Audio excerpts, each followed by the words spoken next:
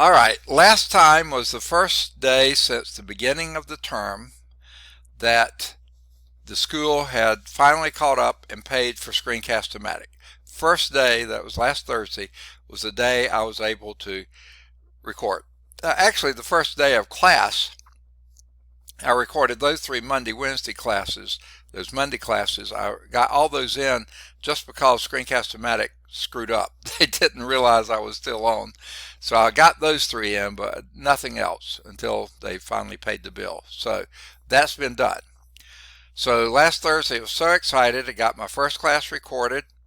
Okay, everything fine. Oh, here comes somebody. I just can't see who it is now. So I'm going to view first. Oh, it's iPhone. I don't know who iPhone is, but I'm going to let them in. Does anyone recall who iPhone is in this class? I had one in my morning class too, so I can't keep up with who's iPhone. So as soon as iPhone gets, who is it? Who is listed as iPhone? Just came in the class? Avius, that's right, I remember now. All right. Okay.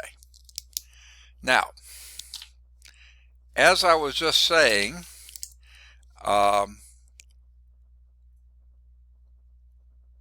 just kind of catch up a little bit here on my note keeping.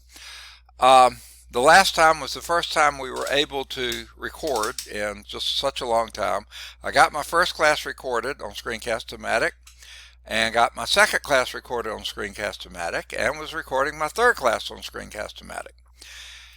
However, that was running me real close to lunch, and I think several of them had some questions at the end of class. I ran over, it seems like, and I only have 30 minutes in between classes. I mean, that's from the end of one to the beginning of the other. So I have a very limited time, and I got sort of panicking that I wasn't going to be able to get my lunch in because, you know, this class goes 4 hours and a half. So, and the last one did.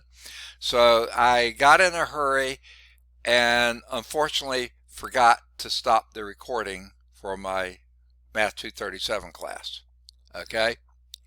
So came back up and again was in a rush because I didn't have much time to eat. Rushed back up here and just barely got everything set up for this class and started the class. And then at some point I said, I don't remember turning on the recorder. And I looked down and it was recording. I said, fine, I did remember. I didn't even remember doing that. So we went on until the end of the class. You know, we had the lab. It lasted quite a while. And finally at the end, I went to save the recording and noticed it was way more than 5 hours worth. Okay. And I thought, what in the world is going on here? And then suddenly it dawned on me.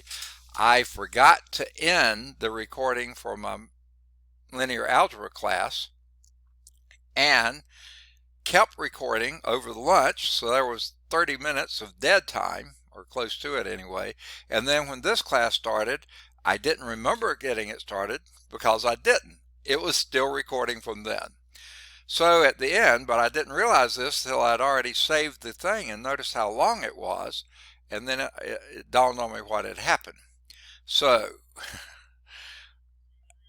say that again. I can't hear you. Were you talking to me or talking to someone else? Okay. I can't tell. Can you tell if he's talking to me or someone else? Okay. I'm guessing someone else. Okay. But anyway, everything was on one recording then. Whoops, here comes. I think it's Denisha is coming in.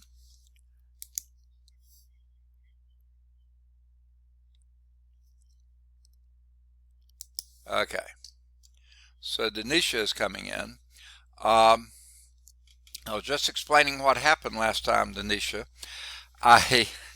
Oh, she doesn't have her microphone on yet. Well, I don't know if she can hear me. She can't speak. Well, she has that close, but hopefully you can hear.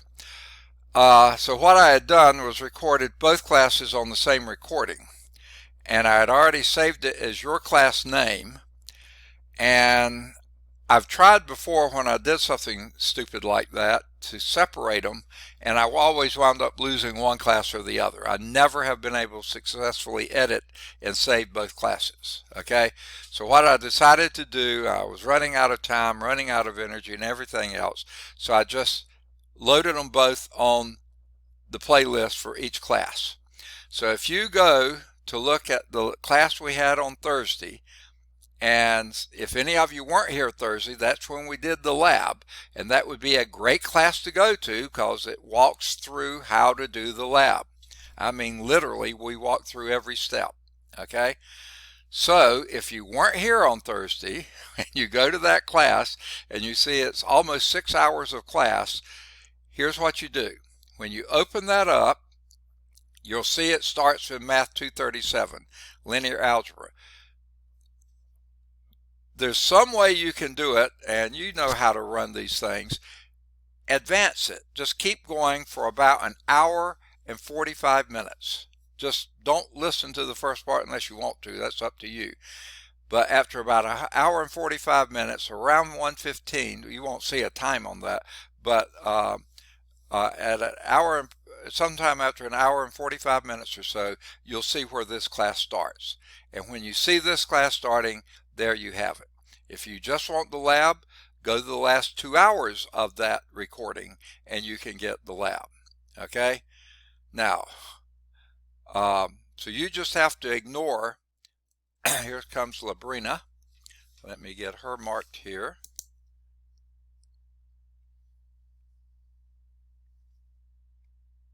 Okay, so Labrina is coming in. So if you do go to listen to the class and lab, just either fast forward or just move the indicator down at the bottom until you're about an hour and 45 minutes into the recording. That's where this class starts. Okay, and then the lab starts about 2 hours from the end. So if all you want to do is listen to the lab, that's what you do. If you don't have or not very good at moving that thing around, you can just fast forward. I'm sure there's mechanisms to do all that kind of thing on the recording. This is not a super great package, Screencast-O-Matic, but it does have, I think, enough features to do that. And you're also on YouTube, and maybe YouTube has features that you can use. I've just never tried it that much there, so I know, though, you can move around on those recordings. So unfortunately, the first hour and 15 minutes are linear algebra, which probably you have absolutely no interest in. It's just the last 4.5 hours, that's what you would be interested in. From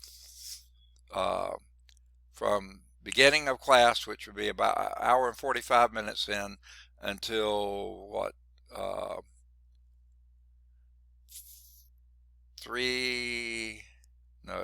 4 hours and 15 minutes in, that would be the class part. And then from 4 hours and 15 minutes in till about 3 hours and 15 minutes in till about 3:45 until 5:45 in, something like that. That's where the class will be, the lab will be, the last 2 hours. So sorry about that. You'll just have to pick and choose, figure it out. All right, any questions? That was my big faux pas of the of Thursday's class. Let's see, we have 10 students here. Let me make sure I have 1, 2, 3, 4, 5, 6, 7, 8, 9, 10. Got them. All right. Is anybody else, have any of you got any questions of any nature whatsoever? I'll be glad to try to answer them.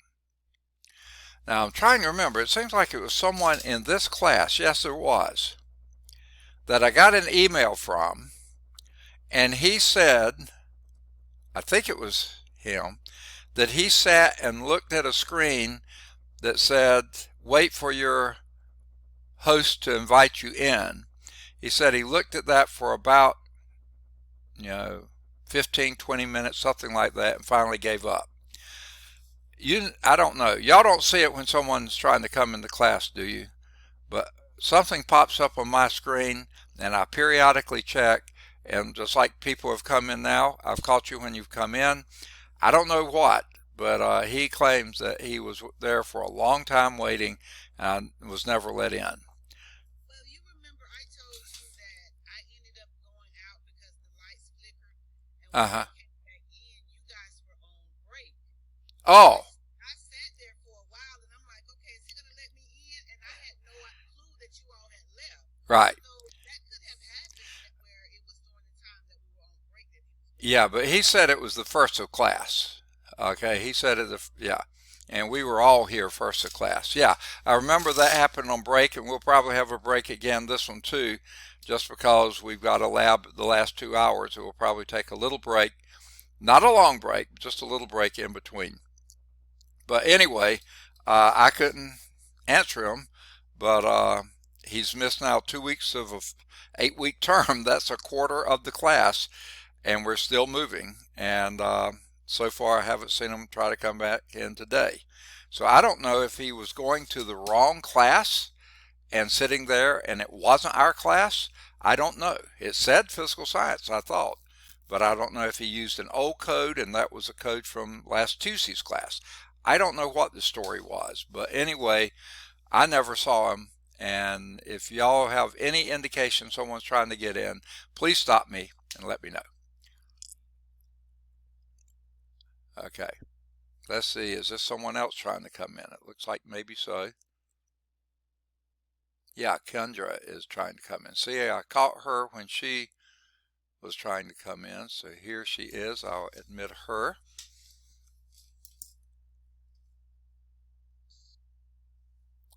Kendra Lewis is here. Okay. Now, somebody's mic is on. I don't think you realize that. Okay, if you're talking to me, that's fine. But if you're not, it may be distracting to the others in the class. And in Darius, I think it's yours. Okay. All right. Okay. Hi. Yes. How you doing, first? Good. Thanks. I have a question. I was trying to email, I mean not email, send you my lab and Blackboard Right. messages, and also I seen the two tests that were in there. I Right. was trying to send it to you, but it won't allow me to send it to Blackboard, so I emailed it to you. I don't know if there's a problem, but I No. did it because I couldn't submit it. It's perfectly okay. Either way is fine. Right now, I'm way behind on both. So if you don't get a response right away, don't panic. It's not that it hasn't come in, it's just that I'm way behind. I'll just give you a quick example of what has occurred. Everything else, has been occurring. Well, yesterday morning, actually, before I came up at 8 o'clock to start my day, my wife said, "Your phone is buzzing," because she was in the same room the phone was. I was somewhere else.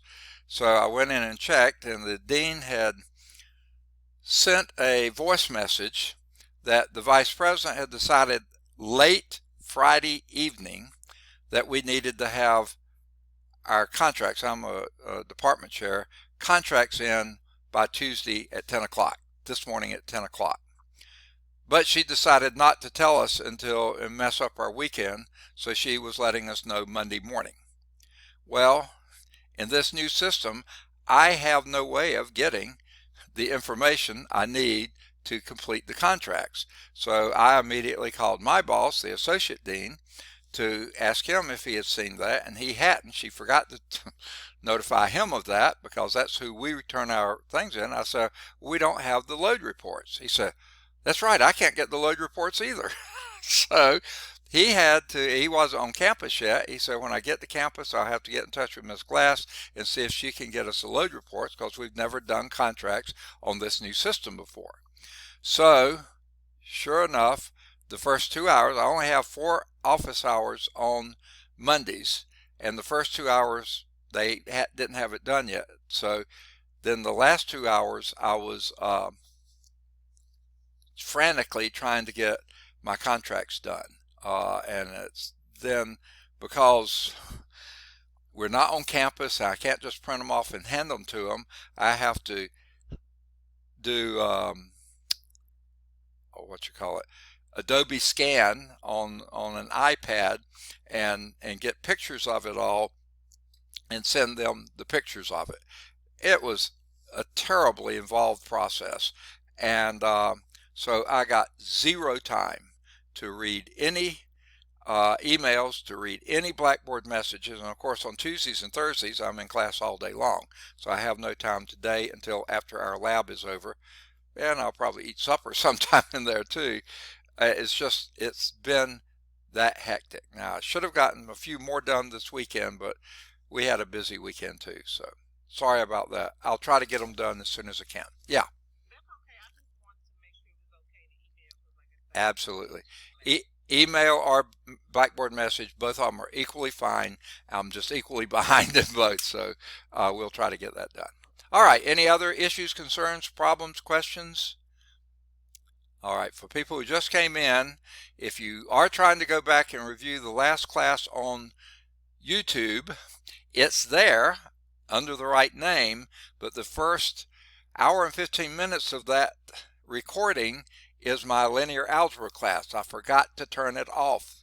And then the next 30 minutes is when I was at lunch. So there's an hour and 45 minutes of recording that you couldn't care less about. And so you have to just advance to that about hour and 45-minute mark. And at that point, that's when the class starts. And then 2 hours from the end, that's when the lab starts. So anyone who is trying to catch up the lab from last time or pick up anything you missed in class, you have to do some manipulating. Sorry about that. I just forgot to turn off the thing and didn't notice it until I was loading at the end. Whoa, this is way too long. And then I realized, oh no, I never turned off the linear algebra. But it's under your name. It's under Physical Science 111, and it says chapter 16 or sections in chapter 16, and then lab 2. All of it's there, but it's just in the wrong place. It's not at the beginning, it's at the end. All right, if there's no other questions, where we left off last time, we're in chapter 16, Earth and Space, and we're in the section they entitle, I think it's Place and Time. Yes, 16.3, Place and Time. We've already talked about place, how you do latitude, longitude. We've already talked about daily time, solar time and sidereal time. Now we're getting ready to talk about yearly time. And that's on page, if you got the big book, 421. If you got the little thin book, it may only be listed under 16-15. That's the 15th page of chapter 16. So find that. It's on the page. I'll just give you an idea if you don't have page numbers like that. This is the page before that. Here's the page we're on now. So it's those two maps at the top of the pages, and we're under yearly time. I don't know if you can see that. Right there is yearly time. Okay, so that's where we're beginning in chapter 16. Now, let's just pause a moment here and talk about how we're going to proceed. We'll finish chapter 16 today, I'm pretty sure. We don't have that much more to go, so we'll finish 16. Then we'll get started in chapter 17. Okay, that's a sort of a new day here. We're finishing with astronomy, moving into geology, rocks and minerals. Okay, so we'll get started on 17. At 3:45, when we're supposed to stop class and have lab, we will do exactly that, and we will do together the part of lab 3 that we can do, but I'll give you instructions for how to do the part that's all on your own. Well, I say all on your own. If you can get together with somebody else and work on them, this is a lab, that's perfectly fine. Of course, you have to social distance and all that kind of stuff, but if you feel comfortable working with other people, you can work with other people, or you can do it on your own, whichever rocks your boat. Okay? So, that's how we're going to go from here. And then also at the end, and I did get posted, okay, time out again. Because my yesterday was completely wiped out with doing contracts, I wound up not being able to get your week 3 mess that they have us do every week loaded on Blackboard yet. I did get the lab out there. That's all I got out there. I didn't get the PowerPoints, but that was this one we're on now was left over from week 2. You can go there and get the PowerPoint. Don't have the next chapter loaded yet, but I'll load it before class on Thursday. Okay, probably at the end of the day today if I can, sometime. But anyway, we'll do lab 3, or at least as much as we can do, and you'll find out how to do the rest of it. And at the end of class, after we finish the lab, I will load your test 3, which is the test on chapter 16. And that's on Blackboard Message is where I'll do the test. The labs are on the week activities under instructional resources. So week 3, instructional resources, that's where the lab 3 is now. And under Blackboard Message, that's where your test 3 will be sometime after class is over. Okay, I don't know when I'll get to it. Sometime this evening, I hope to get that done. And then I've got 2 hours tomorrow morning, hopefully, unless they come up with something else to eat up my time. I'll try to be getting caught up on everything. All right, let's go back to any other questions before we get going. All right, where we left off last time, we had done daily time. Now we're moving to yearly time. Okay, now remember we measure yearly time basically by 1 revolution around the sun. Okay, and that's what we call a tropical year. Now, I don't know why they don't call it a solar year. We called it a solar day, but they don't call it a solar day, they call it a tropical year. Why the choice of words and why they changed, I don't know. But that's the interval between 2 consecutive spring equinoxes, which would also be between 2 consecutive fall equinoxes or 2 consecutive winter solstices or summer solstices. But they just choose spring equinoxes. Okay, interval between 2 consecutive spring equinoxes. 1 year. Okay, that's about 365 and a little less than a quarter of an average solar days. So it's a little more than 365 days, but a little less than 366 days, closer to 365. Now, hopefully that has some bells and whistles going off in your head. Oh, that's why we do it. Okay, and yes, we'll talk about that in just a little bit. Okay, in fact, at the bottom of the slide. However, there's another way you could reference a year, and that would be the interval between 2 consecutive alignments of the Earth and the Sun relative to stars. Okay, but if you and that sidereal year, anything referencing a star is called sidereal. So that's a sidereal year. Now that's about 20 minutes longer than a tropical year. And if you think about it, 20 minutes out of 365 and a quarter days is not very much. But there is a little difference between a tropical year and a sidereal year. It's just not very much. Okay, now what we do, we have to make some adjustments to keep our calendar years current with the seasons. So what we have, now they mention leap seconds here. That's almost ridiculous sounding to me. But what we do is we do have leap years. When is a leap year? Do y'all know? Is this year a leap year? Was it? Do you remember? Yes, it was. I don't know if you can see the date down here, 2020. Can you see that in the lower corner of my screen? Maybe you can't. I don't know. I don't know what you see when I do a screen share. But if you've got a date on your computer, you know it's year 2020. I mean, you don't have to have it on your computer. You know it's 2020.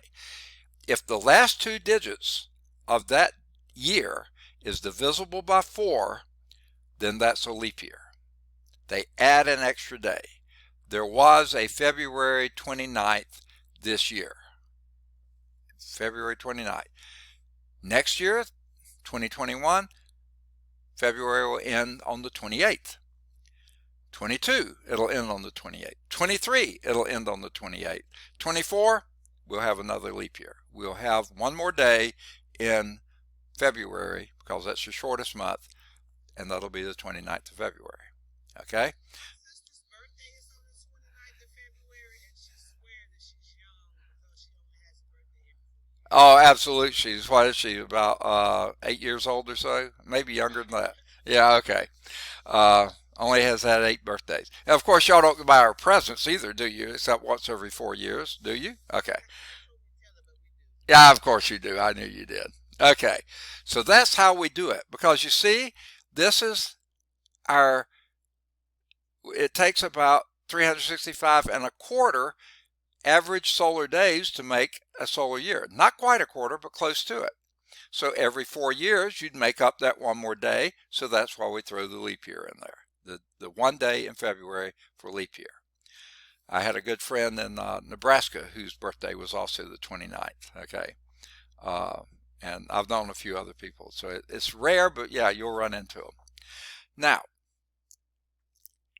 this isn't quite a quarter of a day yet. I mean, a quarter of a day. Yeah, it's a little bit short of a quarter of a day. So how do we adjust for that? Well, there is a way. Usually, every century, like 2100 coming up in a long time, but when it does get here, that's divisible by 4. That will be a leap year. 1900 was divisible by 4. That will be a leap year. However, I don't know if any of you were alive when Y2K, do you remember that? Year 2000? In year 2000, because it was 2000, the first two-digit, 20, was also divisible by 4 on that century. In fact, February 28th, 2000 was the last day in February. We did not have a leap year on February in the year 2000. And we will not have a leap year again on year 24,000. Of course, 2400. I won't be here, okay, so I'm not going to worry about that. But every 4 years we'll have a leap year, except for those centuries that are divisible by 4, and then we skip it. And the reason for that is here we have another fraction down here, a terribly small fraction that we're short of a quarter. So once every 400 years, we don't have a leap year that year, a day, leap day that year. So I don't know if you noticed that, but if you go back and look at a calendar, and you can do that on your computers and phones, and look at Y2K, you'll see it did not have a February 29th. 2004 did, 2008 did, 2012 did, 2016 did, 2020 did, 2024 will, 2028, all of them will, 2100 will, 2200 will, 2300 will, but in 2400, long time from now, that's about 380 years from now, again, they won't have a leap year, a day that year on February 21st. Okay, so she'll miss another birthday. Okay, so yeah, so she missed one. Was she alive on 2020? 2000? I mean 2000? Yeah, 2000. Yeah. Okay, so she missed that one too. Okay, she is young. All right, so there's yearly time. Okay, it won't advance until I click on the screen. All right, now let's talk about monthly time. Okay, and guess what? There's two types of monthly time, two types of daily time: solar day, sidereal day. Sidereal always reference to the stars. Solar day we reference to the sun. Two types of years: sidereal year, reference to the stars. Tropical year, where does that come from? Reference basically to the sun. The ecliptic, the summer or the spring equinox. Okay, but that's us and the sun. Don't worry about the stars. When we get to monthly time, if you look at the word month, don't look at the THLY. Don't look at that. If you just put an extra O in here, what would you have? Moon. The month is determined by the moon, sorta, approximately. Now, the sidereal month is that based on the stars. And that's the orbital time measured with respect to the stars. And a sidereal month is 27 and a third days. Way shorter than even February, or shorter than even February. Here's what we mean by that. If we're right here, the moon's here, so here we got a full moon. Okay, that's where we're going to begin. The moon goes around the earth as we're moving around the sun, and by the time it gets back to the same place relative to the stars, you see, if you were to look from midnight here, when looking through the full moon here and seeing the stars back here, if you wait until you see those same stars in exactly the same position, it would be right here. You'd be looking back, it wouldn't be a full moon, but you see that same band of stars. Well, guess what? That's one sidereal month. But because we're moving around the sun at the same time the moons are moving around us, it has a little bit of catching up to do before it gets to the next full moon. See, this is a full moon. And that's the time, additional time is the time between 27 and a third and 29 and a half, which is about 2 and 1/6 days. Now someone just came in. 2 people are waiting. Let's see if I can get them in. Oh, Kundra had to leave, and then a telephone's coming back in. So I'm going to admit both of them back in. And as soon as we get them, I'll need to be reminded who the telephone number is. Probably by the end of the class I'll remember this, but I don't remember now. Who is, yes, who's that? Okay, got it. Okay, got it. You're the phone number, right? Okay, good deal. All right. Got you here, and then we already had Kendra here, but she must have to leave and come back. Let me just make sure I marked her because she was the last one. Yeah, okay, good deal. All right, let's go back to the slideshow. You probably still see it. Okay, so that's the difference between a sidereal month and a synodic month, because the moon has a little catching up to do, because we count our months basically, this is just approximately, about from full moon to full moon. Now, most of our months are a little longer than that, but that's what we base the month on. Approximately the time it took the moon to go around the earth. But because it doesn't go around exactly something multiplied by 12, it's a fraction left over, the months aren't exactly full moon to full moon. But that's what a synodic month is. That would be one full moon to full moon, the time interval between 2 consecutive phases.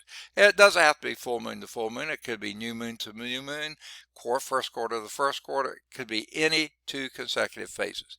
That is actually 29 and a half days, a little bit longer than February would be even on a leap year, but shorter than all the other months. So you see a lot of months, not a lot, every now and then we'll have 2 phases of the moon repeating themselves before the end of the month, because most months are 30 days or 31 days, and so you see you'll have some phase that right as you're beginning one month, at the end of the month you'll hit that same phase again. Now this includes the effect of the earth revolving around the sun, as well as the effect of the moon going around the earth. Okay, so that's why there's a difference. Reference to the stars, months a little shorter. Reference to the full moon or any phase of the moon, it will be a little bit longer, 29 and a half days. All right. Any questions on that? That's monthly time. And that's kind of a good segue to move into, now I won't advance till I click on the screen, to talking about the moon. This is 16.4. Okay? Now, the moon is our closest celestial neighbor. Okay? It's closer than the sun, closer than Venus, closer than Mars, closer than anything that's out there in nature. Okay. Occasionally, we'll get asteroids and or comets, or actually more than that, meteoroids come too close and they crash into the earth or burn up trying, They will get closer, but generally of all the things out there, the moon's our closest neighbor, okay? And it's 380,000 kilometers away, which would be about 240,000 miles away. Okay, so it's way out there. Let me see, my phone's buzzing. It's my boss, I have to take it. I'm going to pause the recording for right now. Two things screwed up on them. One was my fault. The other thing was they don't, well, y'all don't need to know about it, but it's just, anyway, we're just straightening that out. All right, so here's the moon. Our closest neighbor, only about 240,000 miles away. Now, how is the moon characterized? If this reminds you of anything, it should remind you of Mercury in several ways. Here's one. Characterized by craters. Do you remember why Mercury had so many craters? When the meteoroids hit, they hit. When our meteoroids come through us, they burn up in our atmosphere. Most of them do anyway. Why? Because we have an atmosphere, okay? The moon doesn't have an atmosphere. Mercury doesn't have an atmosphere. So there's nothing there to slow them down or stop them. So bang, bang, every time a meteoroid comes in, if it gets close enough, the gravitational pull pulls it in, crashes into the Mercury, crashes into the moon, okay? Now, the moon is also characterized by what they call lunar highlands. Those are high type area. And then they have something they called Maria.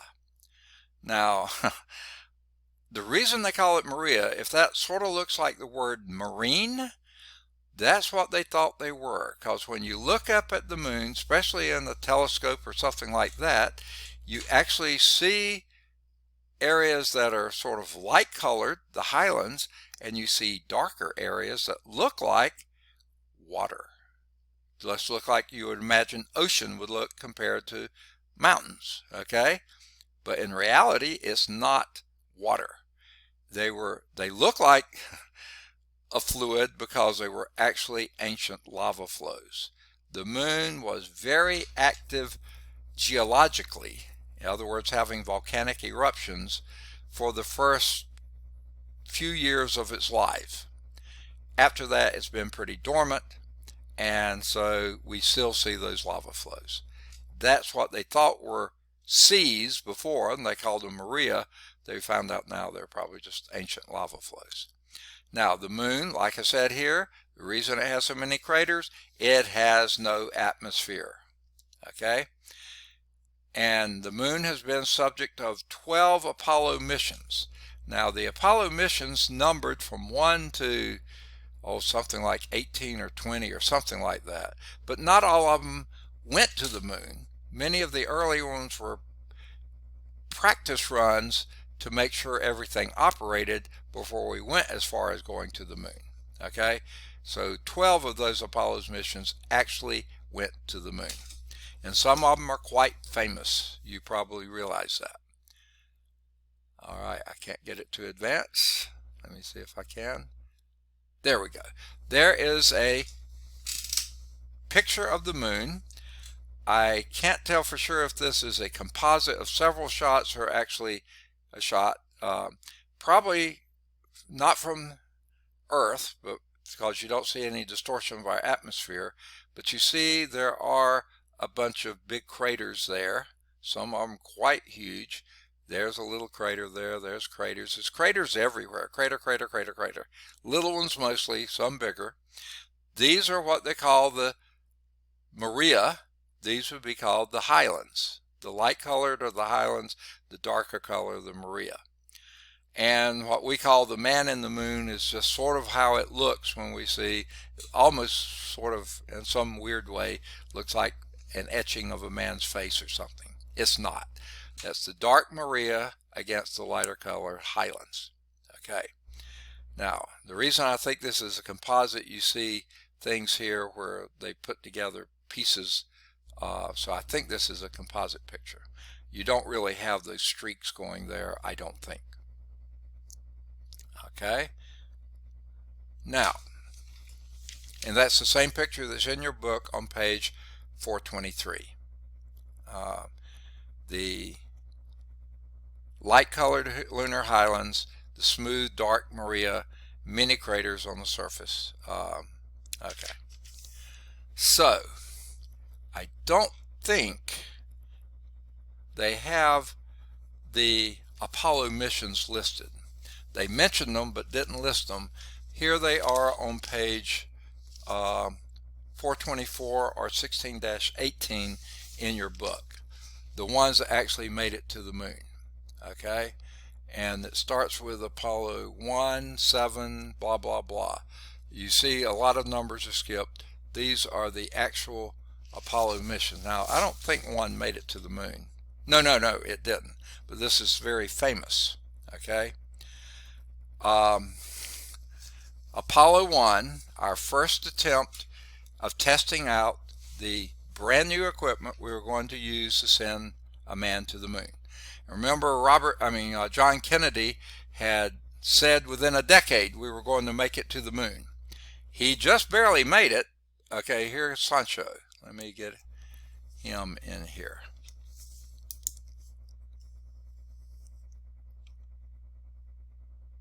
Okay, Sancho's here. Now, we did make it in a decade, or awfully close to it. I think we made it in the decade, but it really got off to a rough start. This is a whole new thing.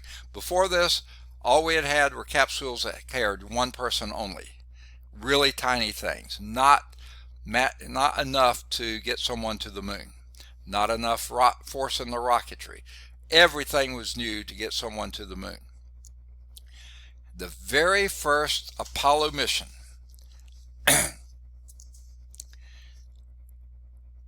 they were practicing, just practicing,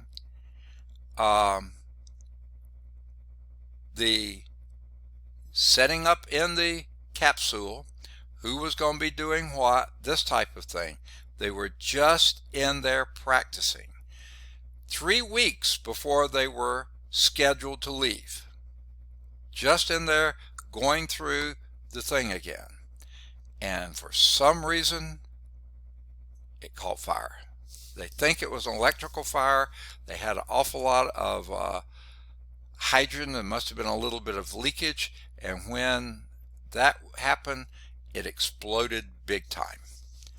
The crew died sitting there on the launch pad.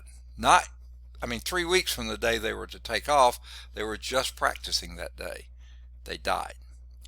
Now, if I were to ask you what city in the state of Alabama is most closely connected to NASA, what would that be? Huntsville, of course. You're absolutely right. That's where the NASA Space Flight Center, or certain things of NASA are located there. Okay, very big part of NASA is there in Huntsville. My wife wasn't born in Huntsville, but her dad went to work for NASA when she was probably elementary school, sometime around in there. They moved from Atlanta, or from outside of Atlanta, to Huntsville, and that's where her family still lives. Okay, I don't remember if she went to the elementary school there or not, but the elementary school, if you are looking at that page, the elementary school, the next elementary school built in the city of Huntsville, was named Roger Chaffee Elementary School. I know that's where her sister went, and probably her brother went. I can't remember if Karen was young enough to go there or not. The very next junior high that was built after this explosion was named Ed White Junior High. That's where Karen went. And anyone want to make a guess of what high school she went to? From Huntsville, Grissom High School, named after Gus Grissom. So the city of Huntsville really took their space people seriously. They named the next elementary school after Roger Chaffee, the next middle school, and Huntsville was growing, so they were building schools fairly quickly, and the next high school was Grissom High School, and it was named after him. That date was on January 27th, 1967. Let's see, Karen at that time was, oh, I shouldn't be giving her age. She was about 10 years old. No, she wasn't. She was just over 9 years old. But I don't think they had moved there yet. I don't know, but anyway, that was Apollo 1. The rest of these listed here were actually the first ones that went into space. They went either to orbit the moon or to do a variety of things only in the Earth's orbit, but these are the ones that did. There were some others in between that were practice runs and things like this, but these are the ones that they actually had crews that made it into space. The most famous one, of course, is Apollo 11. That's the one that actually landed on the moon. Neil Armstrong, Mike Collins, and Buzz Aldrin. Neil Armstrong and Buzz Aldrin, I think, were the two who actually landed on the moon, and Neil Armstrong being the first, and Mike Collins, I think, was running the show up in the spacecraft up above. Okay. Then the next most famous, two later, was Apollo 13, Unlucky 13. They've made a movie about this one too, named that, Apollo 13. This was the first abort in deep space.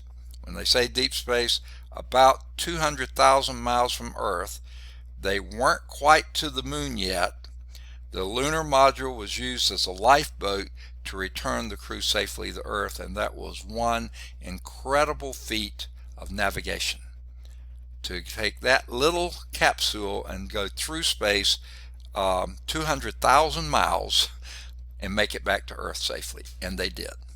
Okay, so there was Apollo 13, and then they went up to Apollo 17, and then there was the Apollo-Soyuz mission. That was the International Space Rendezvous, the first coordinated launch of two spacecraft from different countries, and we helped them set up, that was the USSR at the time, set up the Soyuz space station. It has since crashed, and now we're using the International Space Station that we were mostly responsible for. So anyway, quite a history of trips to the moon. All right. Now let's move on to composition and features of the moon. This begins on that same page, 424, just a little bit there, and moving on to 425. Now, the first 3 meters of the moon's surface basically is fine gray dust. Now, if any of you watched any of those lunar landings, you know, or seen movies or pictures of it and stuff like that, they had on what looked like snowshoes. The reason for this, if they'd had on regular shoes, they'd have just sunk into that dust. And just to give you an idea of 3 meters, this wall behind me here, this is the old house, and it has about 10-foot ceilings. Okay.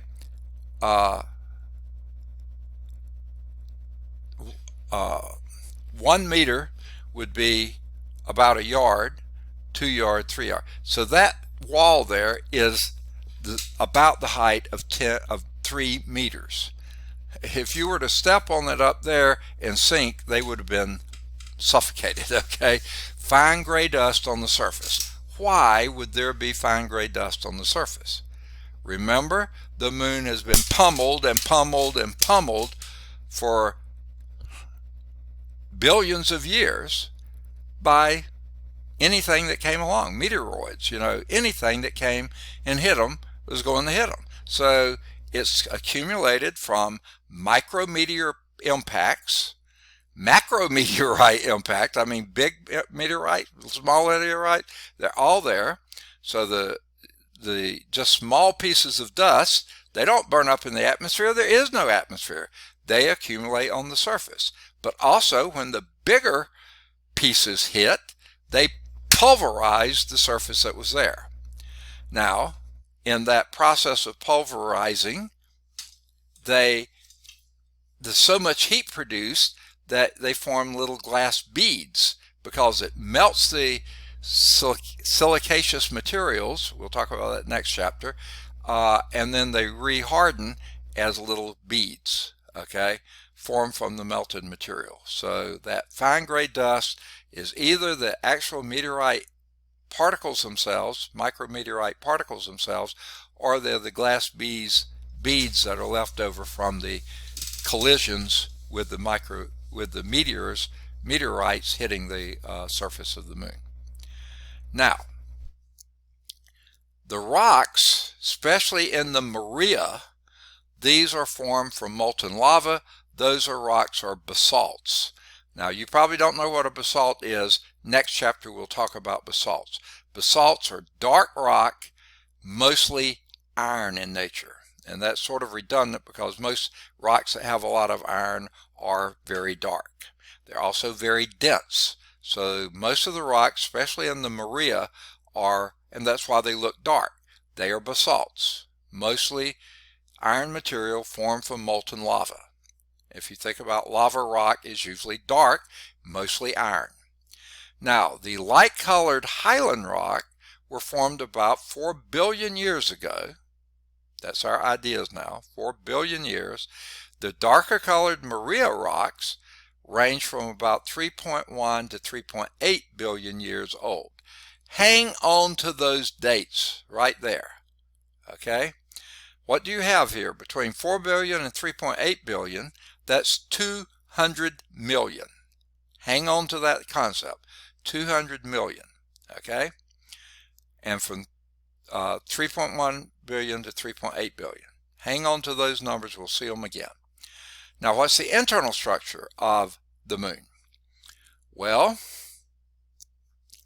it has about a 65 kilometer, that would be something on the order of 40 miles thick of outer rock. That's after you get through that 3 meters of fine dust, then about 40 miles thick of outer rock. Now that's on the close side, the side that we see. Oops, here it comes. Is that the same phone number or a different one? Is that Av coming back in? Or is that a different phone number? It's just me, Brianna. Oh, Brianna, I'm sorry, it wasn't Av, Brianna. Okay, yeah, you came back. Welcome back. Okay. Okay. On the close side of the moon, that's where the 40 miles are. On the far side of the moon, that we never see, by the way, we never see the far side of the moon. It always the same face is facing us, okay? We never see that back side of the moon. I think there was a novel or something written like to that. That's about 130 kilometers thick, which would be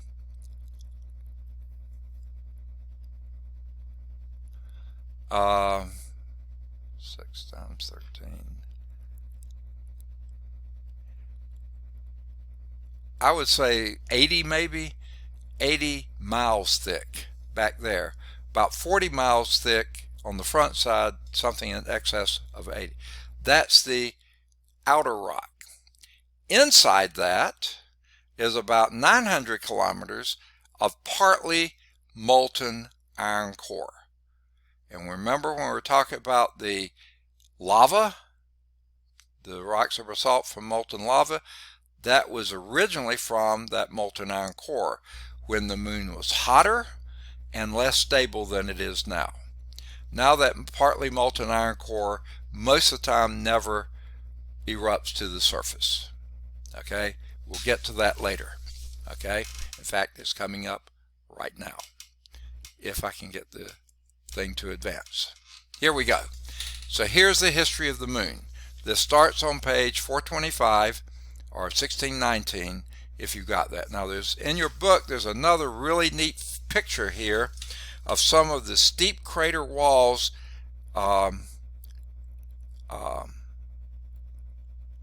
and it's a pretty interesting picture, and especially what they say about it. those are some of the really deep craters and steep crater walls that have been formed on the moon. And because they do, they never really, because they're always in the shadow of those steep walls, that the sunlight doesn't hit it directly.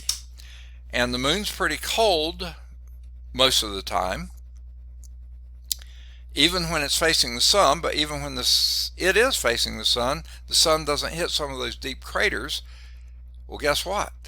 There is some evidence of water ice on the moon. That is really interesting. So that's what that was picturing. Does that mean there's ever been life on the moon? I doubt it. Without an atmosphere, no life could exist, okay? And no evidence that the moon ever had any atmosphere, okay? But there could be water there. There is water there. So let's look at the history of the moon. Like I said, this starts on that same page, 425. Stage 1 is the origin stage.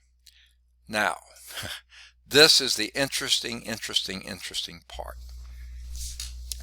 If you remember, when we were talking about all the different planets in the last chapter, we said the Earth's moon is the largest moon relative to the size of the planet. Way bigger than any other moon relative to the size of the planet. Sure, Jupiter has some bigger moons, at least 4 of them, but they're not that much bigger. But Jupiter is many times bigger than the Earth, and yet their moons are just a little bit bigger than our moon. So the ratio is just really odd here with Earth, okay, and our moon. Now, that's one thing. So why is it such an anomaly? Why is it such a large moon for a fairly small planet? Well, here's what we think happened. Remember, at that time when the sun was probably not stable yet, it was probably still in the protostar phase, blowing up and explosions and kicking things out and stuff. There was probably all kinds of junk flying through our solar system, being attracted to the sun, bumping into other things. Some of that some large object flying through space must have hit a molten Earth surface. Early on, we were mostly molten. We were still experiencing the heat of the explosions of the sun. So we were mostly molten, and some large object hit that mostly molten Earth and knocked away part of it. Not too far, just a little bit away, and that became our moon. It was a pretty big chunk of us, but that became our moon. Now, that's why when the moon goes around us, it's in the same. When we rotate, it's moving. So the same side of it is always facing the Earth. Other evidence, it probably was from that.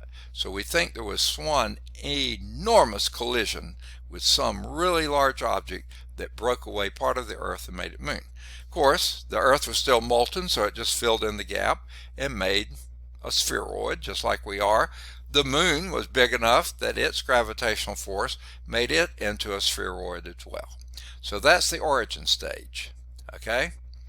Now, we think that happened about 4 billion years ago.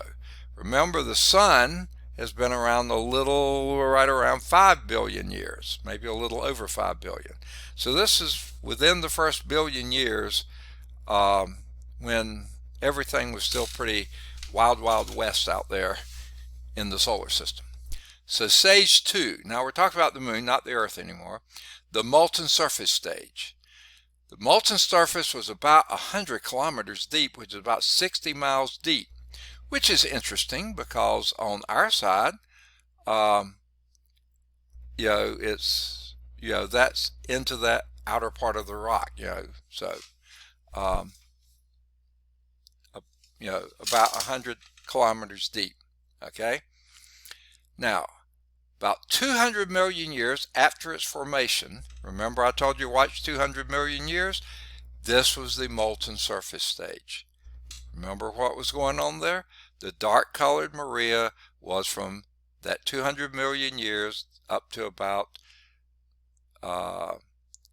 1.1 billion, no, point 0.9 or 900 million years later. From 200 million years to 900 million years, that was the when the molten surface stage.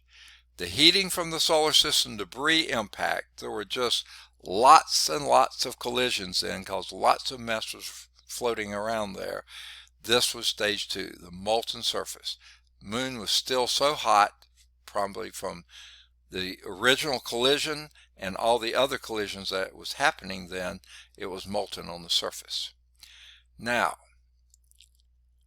that began 200 million years, or that was in the first 200 million years after formation. So from 4 billion to that to 3.8 billion. Okay, the molten interior stage, this is a typo. That right there should be billion, not million.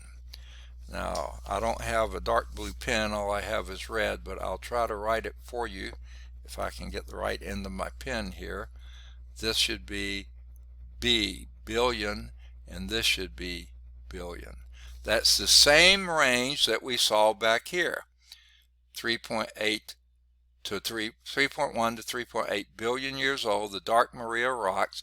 That's when the molten interior, okay? Accumulated heat from radioactive decay. Remember the sun's explosion, once it got hot enough to start fusion, blew things out, and that's probably when a lot of us began, the rest of the solar system, the planets and the moons and asteroids and that kind of stuff. That was about this time, or that's what for the moon. This was from that radioactive decay that was happening back then. This is at 3.8 billion to 3.1 billion years ago. The first was the molten surface, the first 200 million years, or 0.2 billion, and then these was the molten interior. That's when you had active volcanoes on the surface. Okay, that's when these rocks. These were formed at the very beginning. These were formed in the molten period, molten interior phase. Those are billion. If you want to check in your book under stage 3, you'll see in the book that they are billion there, not million. Okay, so don't be confused by that. The slide is wrong, it's billion. Now, since then, for about the 3.1 billion, okay, not million, there's a billion again, I forgot, they messed up that one too. Where's my pen? There it is. There it is. This is a B here too.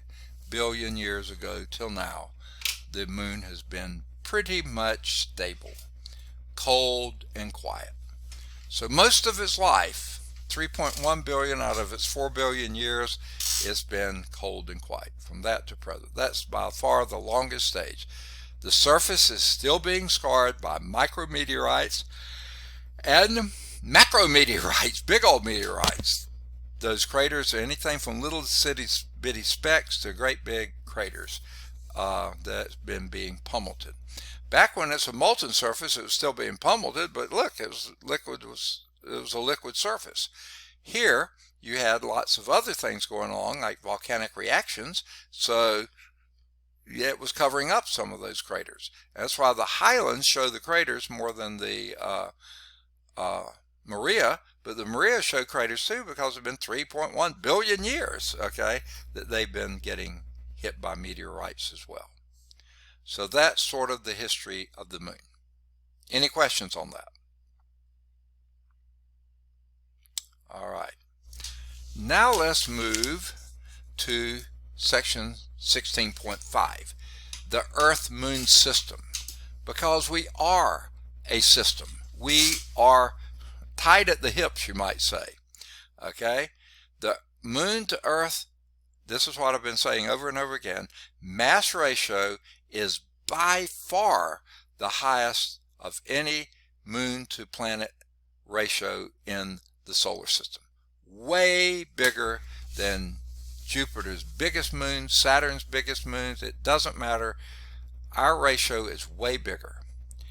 Now, the diameter of the moon is only about a quarter of the diameter of the Earth. Okay? The mass of the moon is about 1/81st that of the Earth. Now, that doesn't seem like it's a lot, but it's enough to affect our orbit.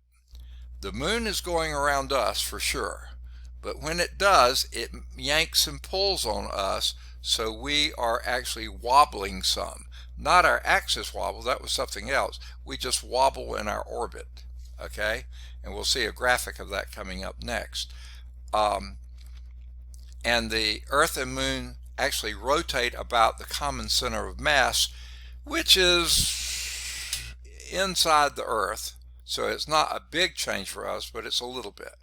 So here's what it would be.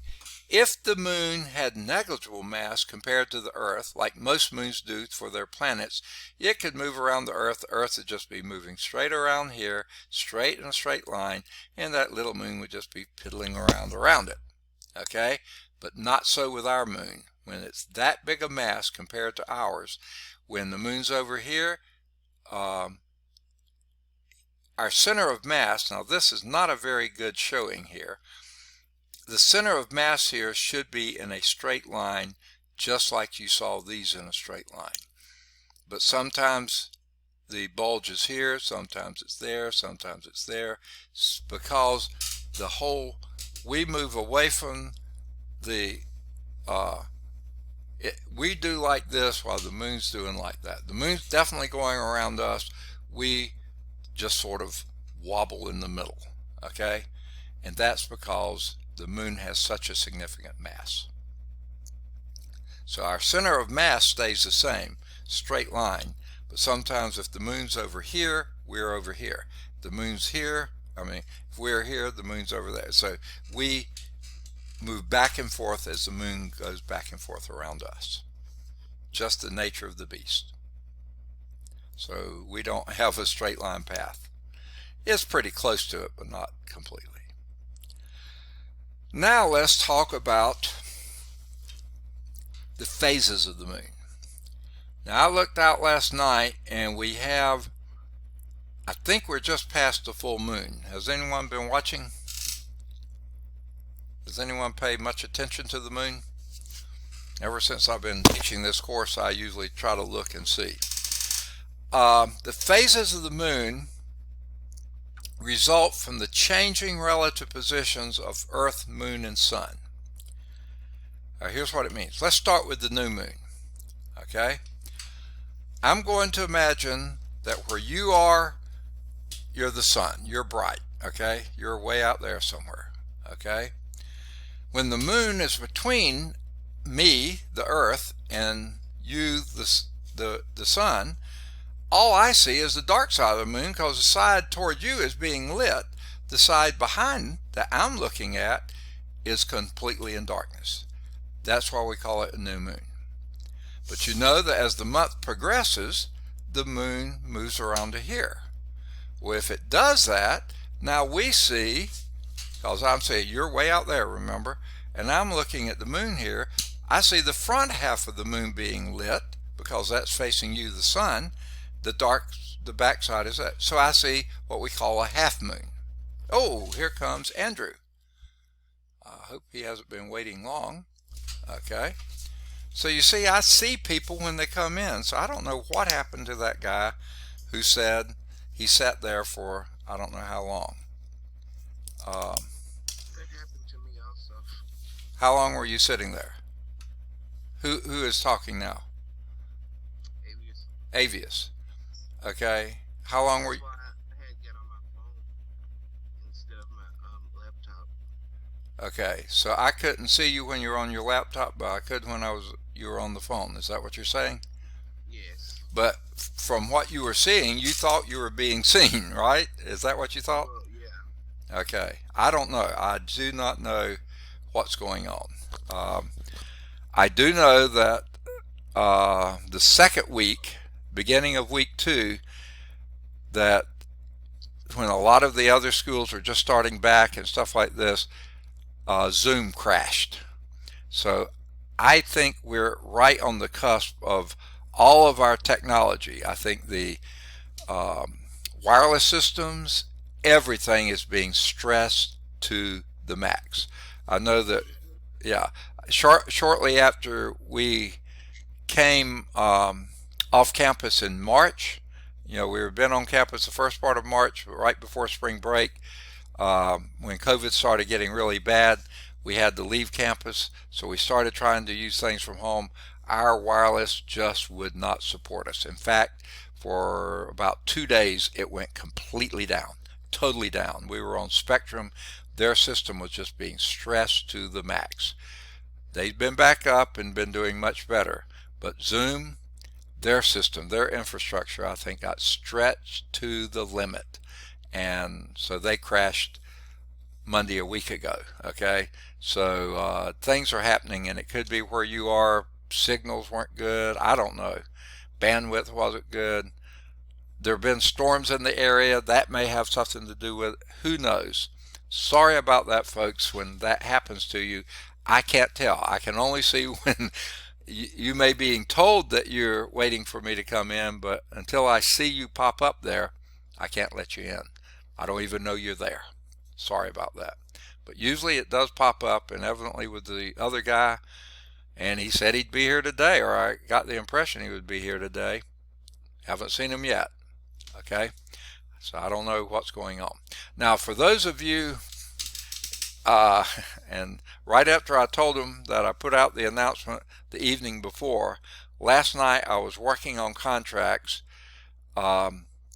straight through from 3:45 until really close to 9:45 last night. Not constantly. I ate supper and things in between, but things to do with contracts were just eating me alive.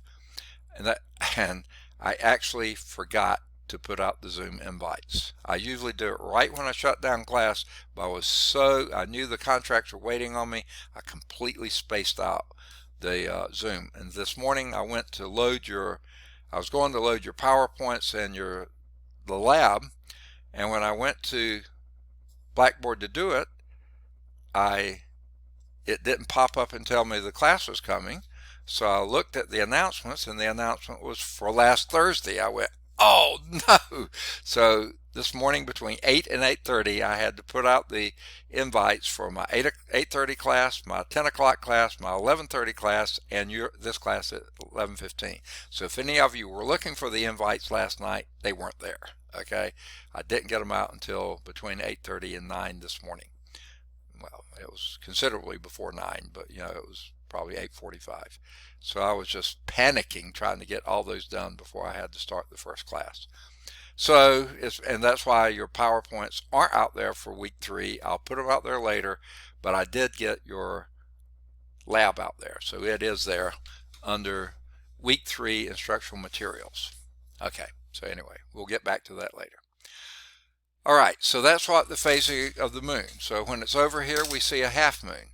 When the moon gets back here, remember you're way out there somewhere, and here me, the Earth, and I'm looking at nighttime through the back of my head there, I see a full moon because it's being totally lit by you, the sun. And then when it moves on around here, I look, and the half that's facing you is lit, the half that's not facing you is dark. So I see another half moon, but on the second part. And then it moves on around and it gets thinner and thinner and thinner until it becomes a new moon. Then it's a crescent and gets thicker and thicker and thicker because of a half moon, bigger and bigger and bigger till it gets to be a full moon, smaller and smaller and smaller till it gets a half moon, smaller and smaller and smaller till it's a new moon again. Those are the phases of the moon. Relative position of the Earth, moon, and sun. Okay? Now, what I was calling half moon here and half moon there, they're calling first quarter and last quarter moon. There's not 3 quarters in between that. This is the first quarter moon, and you might say the third quarter moon, or something like that. I don't know, because it's new, half, full, half, new. Okay. But first quarter and last quarter is what they call it. Now, the same face of the moon is always facing the Earth. So when we're spinning, it's spinning right with us. So we never see anything but that one side of the moon. Anywhere on the earth, you only see that one side of the moon. Okay? And that's because they think because it broke off from the earth and still is going in that same orbit that the earth spins, so does the moon. That makes sense. All right. Won't advance until I click on it again. All right. And this illustrates this. Pay attention to this figure right here. We're going to be doing the same thing in lab. The only difference is two major differences. If I can find my pen here, we're going to have 8 moons in there, not 4. This is one moon. I've got the wrong side of the pen, but we'll have another moon somewhere up in here, another moon somewhere here, another moon somewhere here, and another moon somewhere here. The other difference is the sun's going to be not on this side, but on the other side. Now, why they did a difference, I don't know. So in our lab, this side half of the earth is going to be, the one toward the sun is light, the one away from the sun is dark. Same thing for all these. They're all the things. But here, same deal. The side that's toward the sun is light, the side away from the sun is dark. Now, this is what we'll be doing. So we'll go over this. This concept, though, this concept will be exactly what a large part of our lab today is going to be doing. So get this figure down in your mind. If you got it in the book, mark it in the book. We'll be doing that. Okay? Now, this is what we call the new moon because we're facing the sun. The moon's between us and the sun. The side of the moon toward the sun is lighted. The side toward us is dark, completely dark. We see just we do see the moon sometimes, but that's because the light coming off the sun reflects off the earth and we see just a pale shadow of the moon because it's picking up some light that's reflecting off us. Okay? Here we see exactly what you see here. Half of it's light, half of it's dark. We call that the first quarter moon or a half moon. Over here, the entire face that we see is totally lit. That's called the full moon. Then it goes from totally lit to partially lit, less lit, less lit, until we get here, and then we see exactly the same as we saw there, half moon. And then it gets thinner and thinner and thinner until it becomes what they call a crescent until it becomes a new moon. Then it gets thicker crescent and thicker until it gets half moon, thicker and thicker until it gets a full moon, thinner, thinner. So there it goes around and around and around.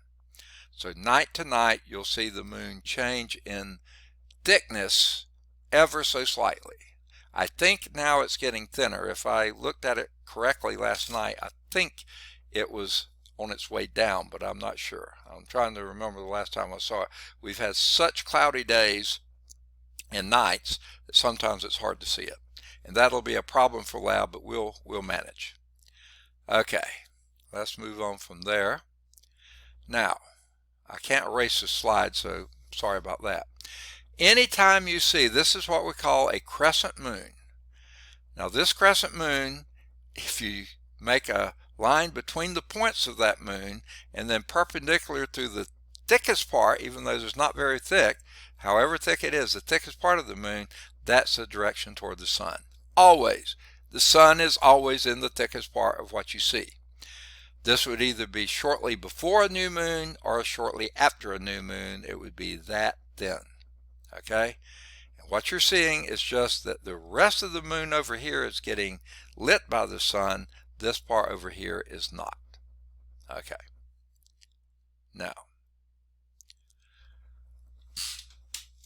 there is in your book this blurb that this author likes a lot: myths, mistakes, and misunderstandings.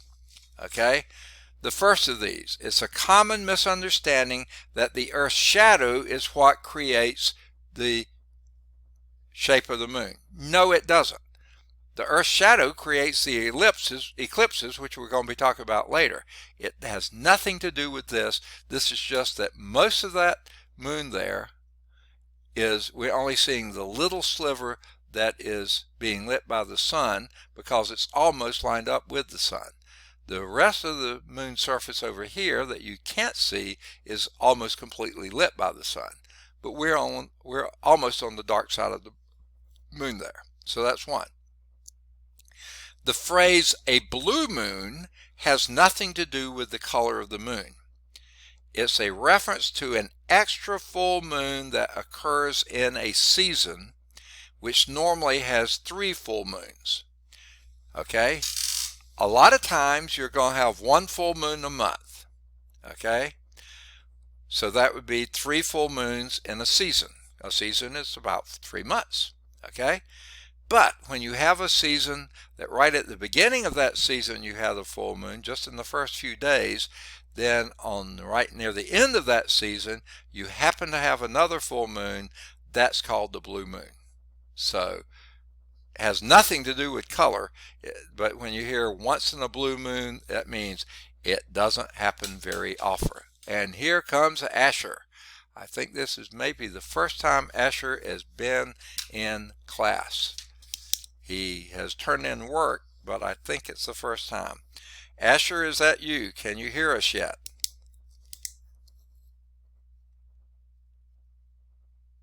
Asher, are you in yet? Yes, I'm in now. Excellent. Good to have you. Okay, since this is your first time in the class itself, right? Unfortunately, yes. Okay. Now, have you been able to figure out Blackboard pretty much? Somewhat. Somewhat. Okay. I'm sorry class, but let's pause here just to give kind of level the playing field here, and let's go show Asher what we've done so far. So what I'm going to do is take the screen share that we're doing now and take it to this. You can't see, but okay. Got to get down to this course in Blackboard. Okay. You can't see, well, you can now. You can see my course list, can't you? And you see I'm about to click on, that's what you would do in your Blackboard. Now I have to sign in because it's been a few hours since I've signed in, so I can't spell my name. Okay. Nope, I still can't spell my name. There, I think that's right. Okay. I hope that's my email, my password. And this is a silly system, you have to log in this way, but you do. And then always what comes up first is that, oh no, it went right to courses this time. But it's at the top, so let's go back to my class. This class is at the very bottom. This is my spring, summer, and fall classes. That's why you see so many, plus some other shells in there. So here's our class, the one we're in right now. Okay?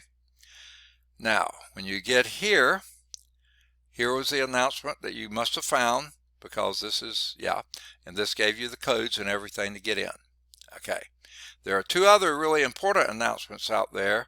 And all you have to do is click on the announcements or click on this and say view all announcements, and you'll see both of them have to do with financial aid stuff. So if you're on financial aid, please read those announcements. You may have read them in other classes. It's the same thing. All right, so I'll just ignore this for now. All right, here's where it says to start. Now what I'm going to do is move some of you folks, you can't see this, but I'll move some people out of the way. Okay, this is where you start. Now, I don't know if you're familiar. If you put your cursor on something and it underlines, but you don't have an icon, it won't do any good to click on it. Nothing will happen. You have to come over here to the down arrow and click on that, and that tells you what to do. And this is where you'll find under here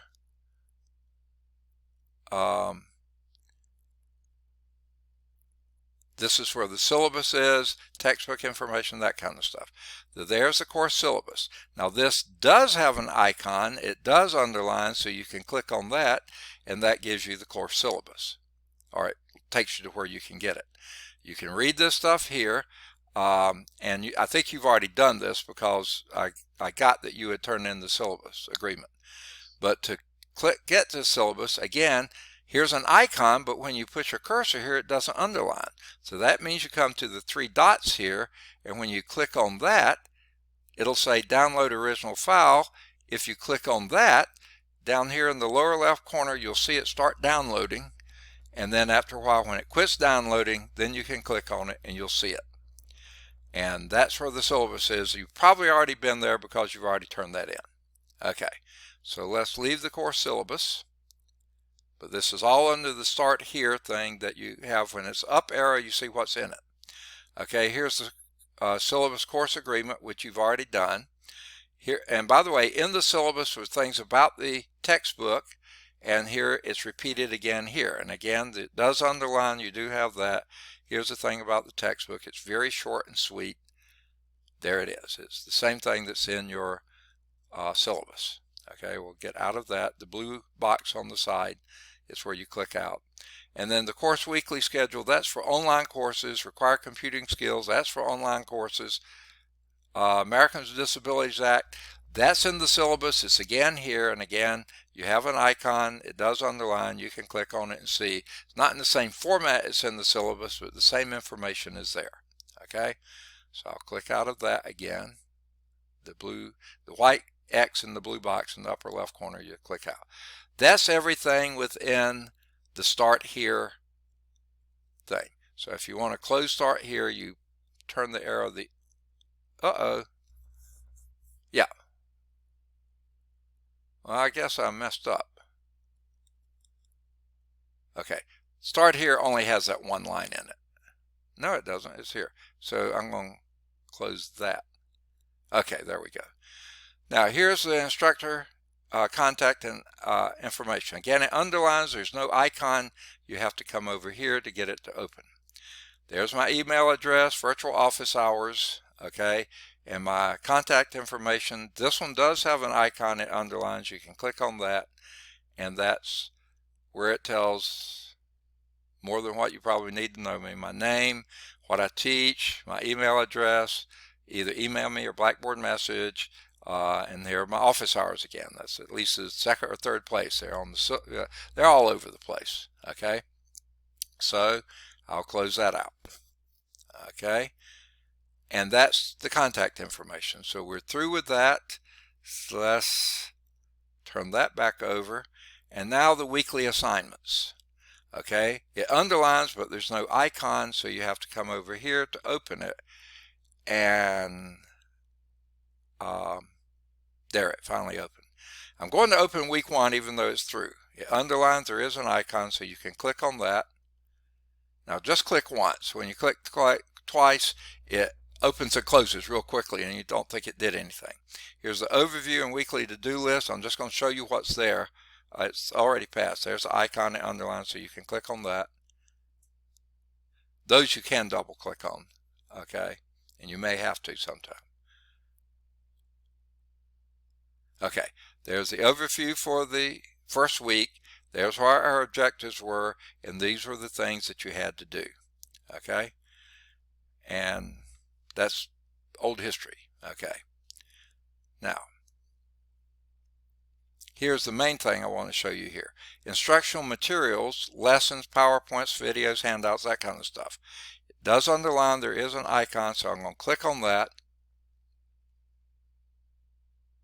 It opens, and here's what you get. There were the PowerPoint slides for the first 2 chapters, chapter 14 and 15. We didn't get all those covered that first week, but I put them out there in case we did. Here is recorded lectures. Now, my recorded lectures are not individual lectures. What this is a YouTube playlist. You see the word list there. And what it is, if you click on this, you'll see all the lectures, not all that I've ever given for this class, but all the most recent ones for any chapter, sections, and things like this I've given. Most of them are from last summer. Some of them are from this time, okay?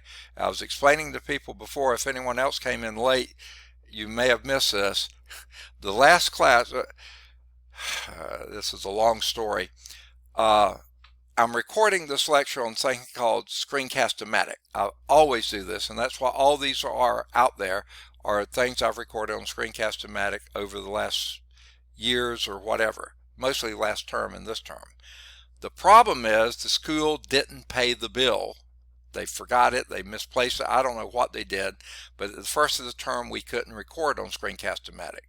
So the first stuff that you'll see out there, syllabus and the early chapters, are all going to be from last summer. Now some things have changed about the syllabus, that's why I'm showing you this now, since last summer, but that's there. So these are all here in the playlist. The last one I did, which is Thursday, which was the first one I've been able to record this term, the third class. The first ones are all out there from last summer, but the one from Thursday is there, but I really goofed that one up because I forgot to end the recording of my previous class, which was a linear algebra class, and I kept recording through this class. So it was almost 6 hours of recording.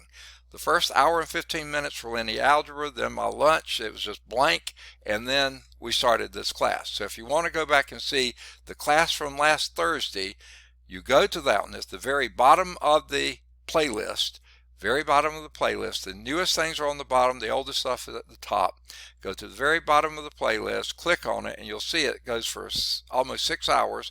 Scroll through it until you get to the beginning of this class. So it would be about an hour and 45 minutes into the video. You finally get to this class. You can hear everything we did in class, and the last 2 hours of that was what we did in the second lab. The first lab, you'll have to go back to the summer course where we did the first lab. So at the end of chapter 14 there for the summer course, you'll see the first lab. Okay. Those are the recorded lectures. The instructional videos, I don't really have any, but we do have handouts. This is the research paper instructions. You can, again, you see it has an icon, but it doesn't underline, so you have to click here. When you click here, it says download. When you click here, it'll download here in the lower left corner, and when it finishes download, you can open it up.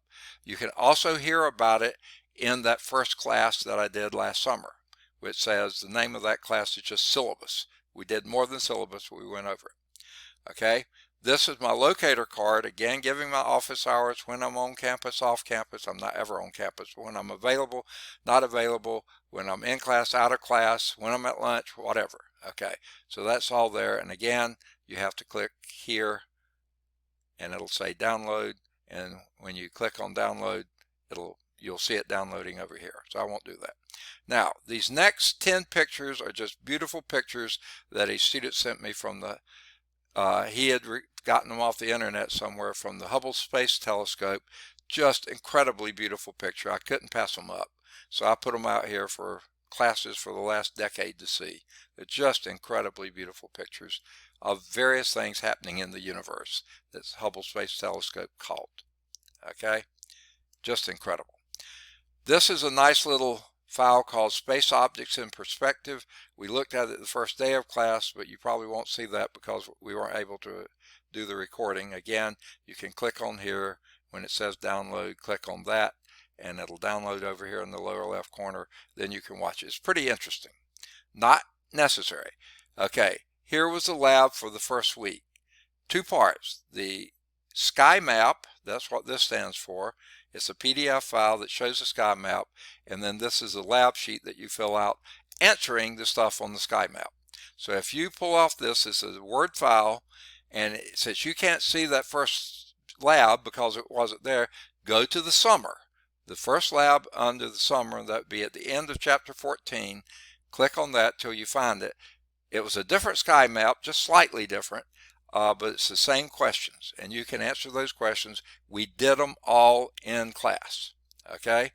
And then that's all.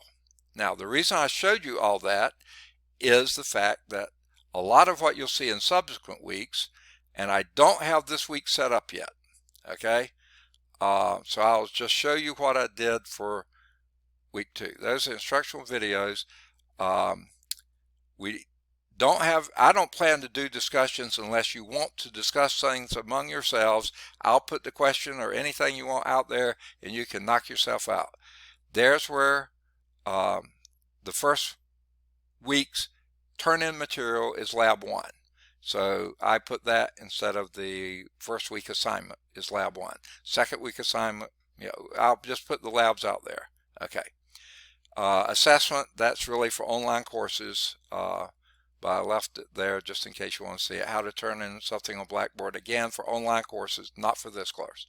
Now let me show you week 2, because I don't have week 3 set up yet. I had to do contracts last night. So again, I'm going to click on this. It won't. Okay. The overview is just what we're doing, what we did last week. Here's what I do in instructional materials. Okay. There are the PowerPoints. We did 15 and 16 last week, at least started them. And recorded lectures, see the YouTube video playlist link given in week 1. I didn't want to just do this again and again and again, so I just say see it in week 1. That's what will be in week 3 is too. Instructional videos, there weren't any. Handouts, please see the research paper instructions, locator card, and the other links given in week 1. The labs, this was lab 2 that we did last week on Thursday. And you can, again, it doesn't underline, so you click here and download original file, click on that, and you can see it. It's a PDF file, so you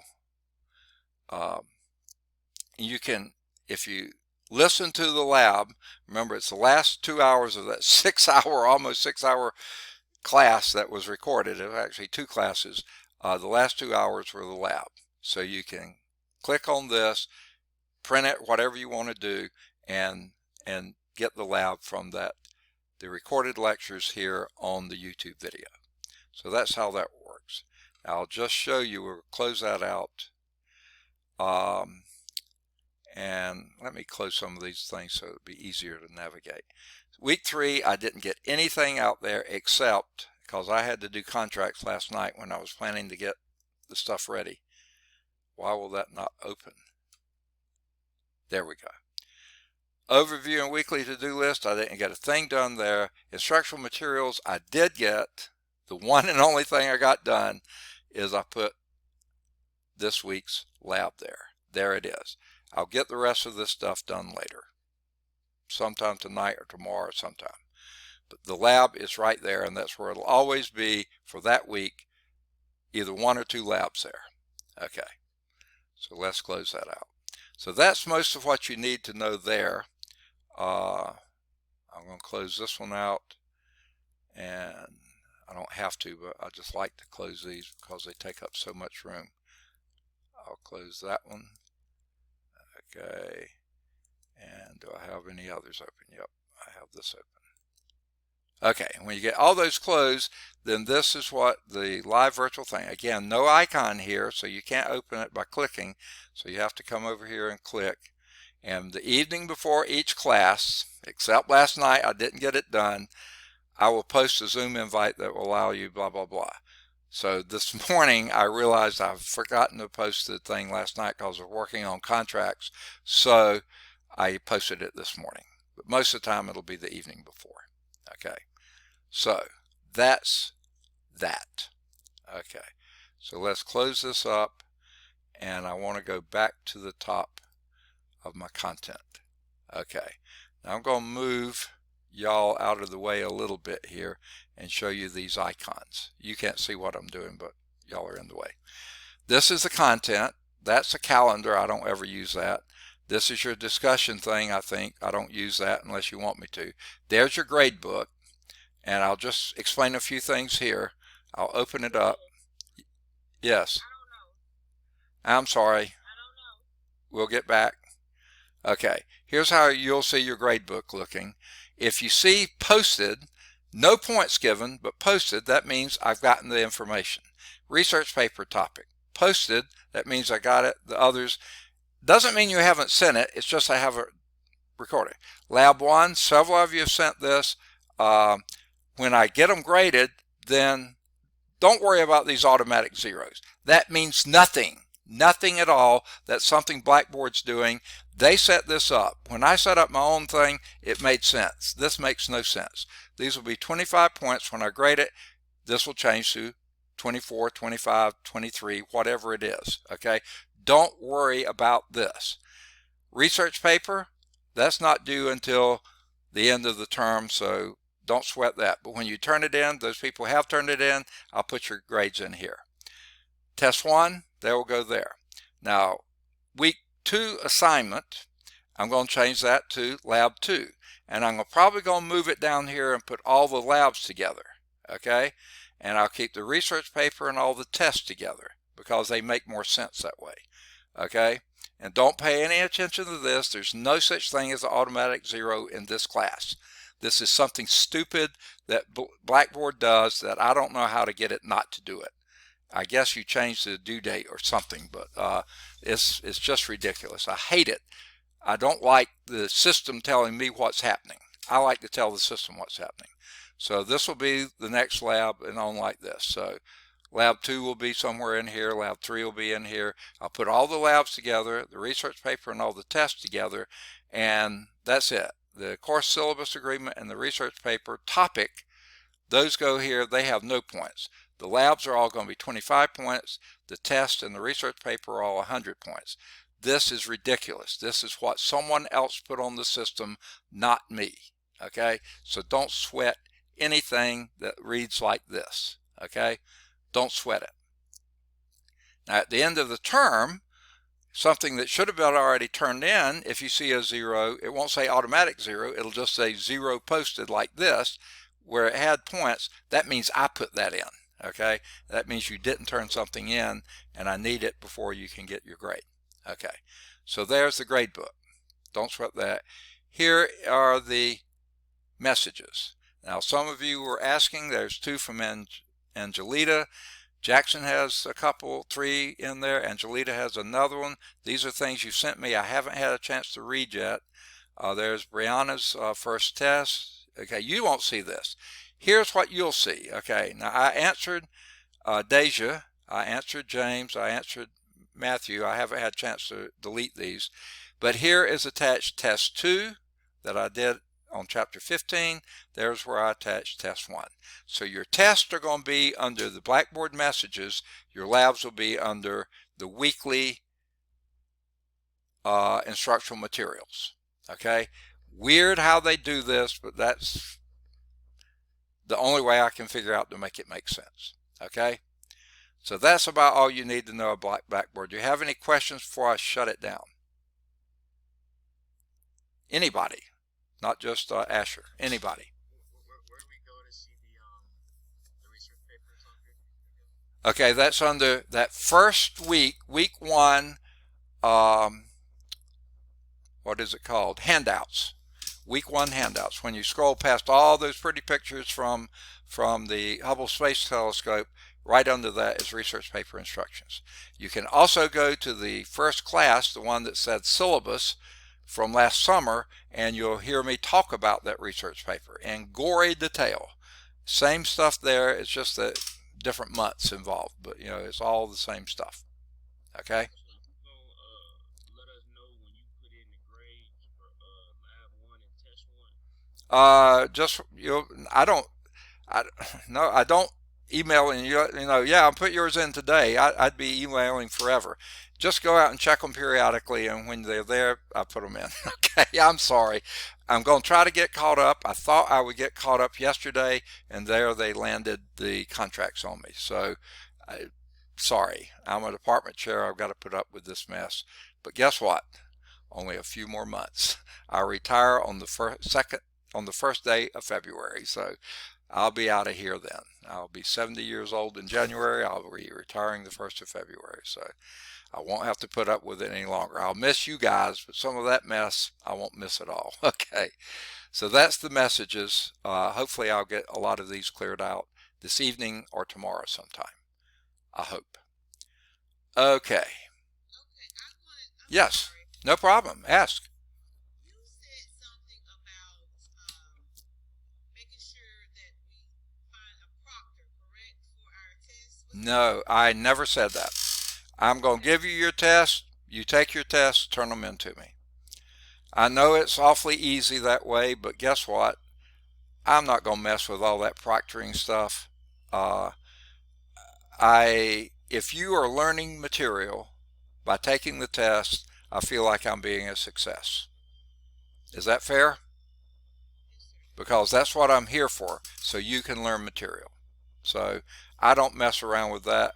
If we were on campus, you'd be taking it in class. I would be the proctor. It'd be closed book. But guess what? I'll let you have a formula and equation sheet, whatever you want to write down on a piece of paper. If we were in class, you would have that. So that's not much different from having whatever materials you need to do it. So no, just do your test, turn them in. I know it's way too easy, isn't it? I'm talking about our midterm. Okay. You or another teacher that stated we need. Yes. Most of the others use that ProctorU, which is, from what I understand, a very, very awkward system. And people have so much problems with it. They stress out about it. They do. I don't give a midterm. We will have a final exam. I'll just give it like every other test, because on that final exam, if we're in class, I'd say bring with your formula equation sheet. So same thing here. I just give it to you. You do it, turn it in. Okay? If you learn something while you're doing it, then I feel like I'm successful, because that's what I'm here for you to do, learn material. So I don't sweat with that stuff. So sure, maybe all of you are going to get really good grades. Not my fault. Oh, I'm sorry. Okay. Are y'all okay with that? All right. Okay. I usually have people vote on whether they want take-homes or in-class tests, but I should have had that done. But it's my last term. I said, no, we're just going to do it this way. I'm not going to sweat all that mess. I'm sorry. I'm just too old and tired. Okay, can we get back to class? All right. So let's get back to the PowerPoints if I can find it. Chapter 16. There we are. Okay. Let's go back to current slide. Hopefully it's on the current slide. Yeah, there we are. So there's the phases of the moon. Okay. That was all for you, Asher. Welcome to class. Okay. All right. So we're in chapter 16, phases of the moon. And I think we beat this pretty much to death. So let's move on to the next slide. And that, I was talking about these myths, mistakes, and misunderstanding. We talked about that the phases of the moon have nothing to do with the curvature of the earth. That's completely wrong. It's just what little sliver or full face or whatever happens to be that we're looking at of the moon. Okay? The phase in the blue moon, we talked about that. And then the third one, I kind of disagree with. It says a popular myth has it that more accidents happen during the full moon phase. And it says studies have been found that no statistically significant relationship between accident rate and the moon phase. And they say it's probably just because if it is a full moon, people remember that. But frankly, from what I hear, emergency rooms always get fuller on the full moon. Sometimes it's crazies. It's not accidents, it's just crazies. We had a neighbor one time who it seemed like he was always nuts, but sometimes he just went worse. And it almost always seemed like it was a full moon. I don't know. I'm not going to argue with the guy. If he has the data, then we'll live with it. But let's move on to eclipses of the moon and sun. This is where the earth shadow comes into play, sometimes. Now, if we are here at Earth, I'm going to be the Earth here, and this is the moon up here. You're the sun, way, way, way, way out there, okay? Now, the moon doesn't stay right around us and the sun. It's angled at 5 degrees off between us and the sun. So a lot of times when it's between us and sun, it's not between us and the sun, it's up here. The sun is out there. I can see the sun fully and the moon's over here or here or here. It's off a little bit because of being off, okay? And when it's on the back side of me, most of the time it's fully lit, a full moon back there, okay? And I can see it all perfectly fine, or here, wherever it happens to be that full moon, okay? However, because the moon occasionally is on the same plane with us and the sun, but if it's not between us and the sun at the time, or we're between the sun and it, no sweat. No sweat at all. But on those rare occasions when it happens to be right on the money between us and the sun, that's when an eclipse occurs. Okay, if it's between us and the sun, that's a solar eclipse. When it's back here and we're between it and the sun, exactly between it, that's a lunar eclipse. It would have been a full moon, but you can't see it at all because it's in the Earth's shadow. Okay, so this illustration is a pretty decent illustration, but it doesn't quite go far enough. Now this is the one that you see in your book on page 427, 16-21, near the top. It's almost the same figure, it's just slightly different color, even almost close to the same color.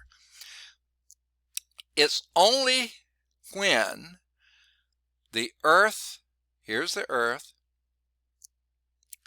here's the moon's path here, the solid circle.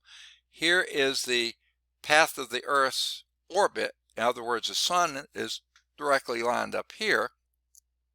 The moon happens to be right here when it's a new moon. That would be a new moon because the side facing the sun would be lit, and the side away from the sun would be dark. That's all we'd see on Earth.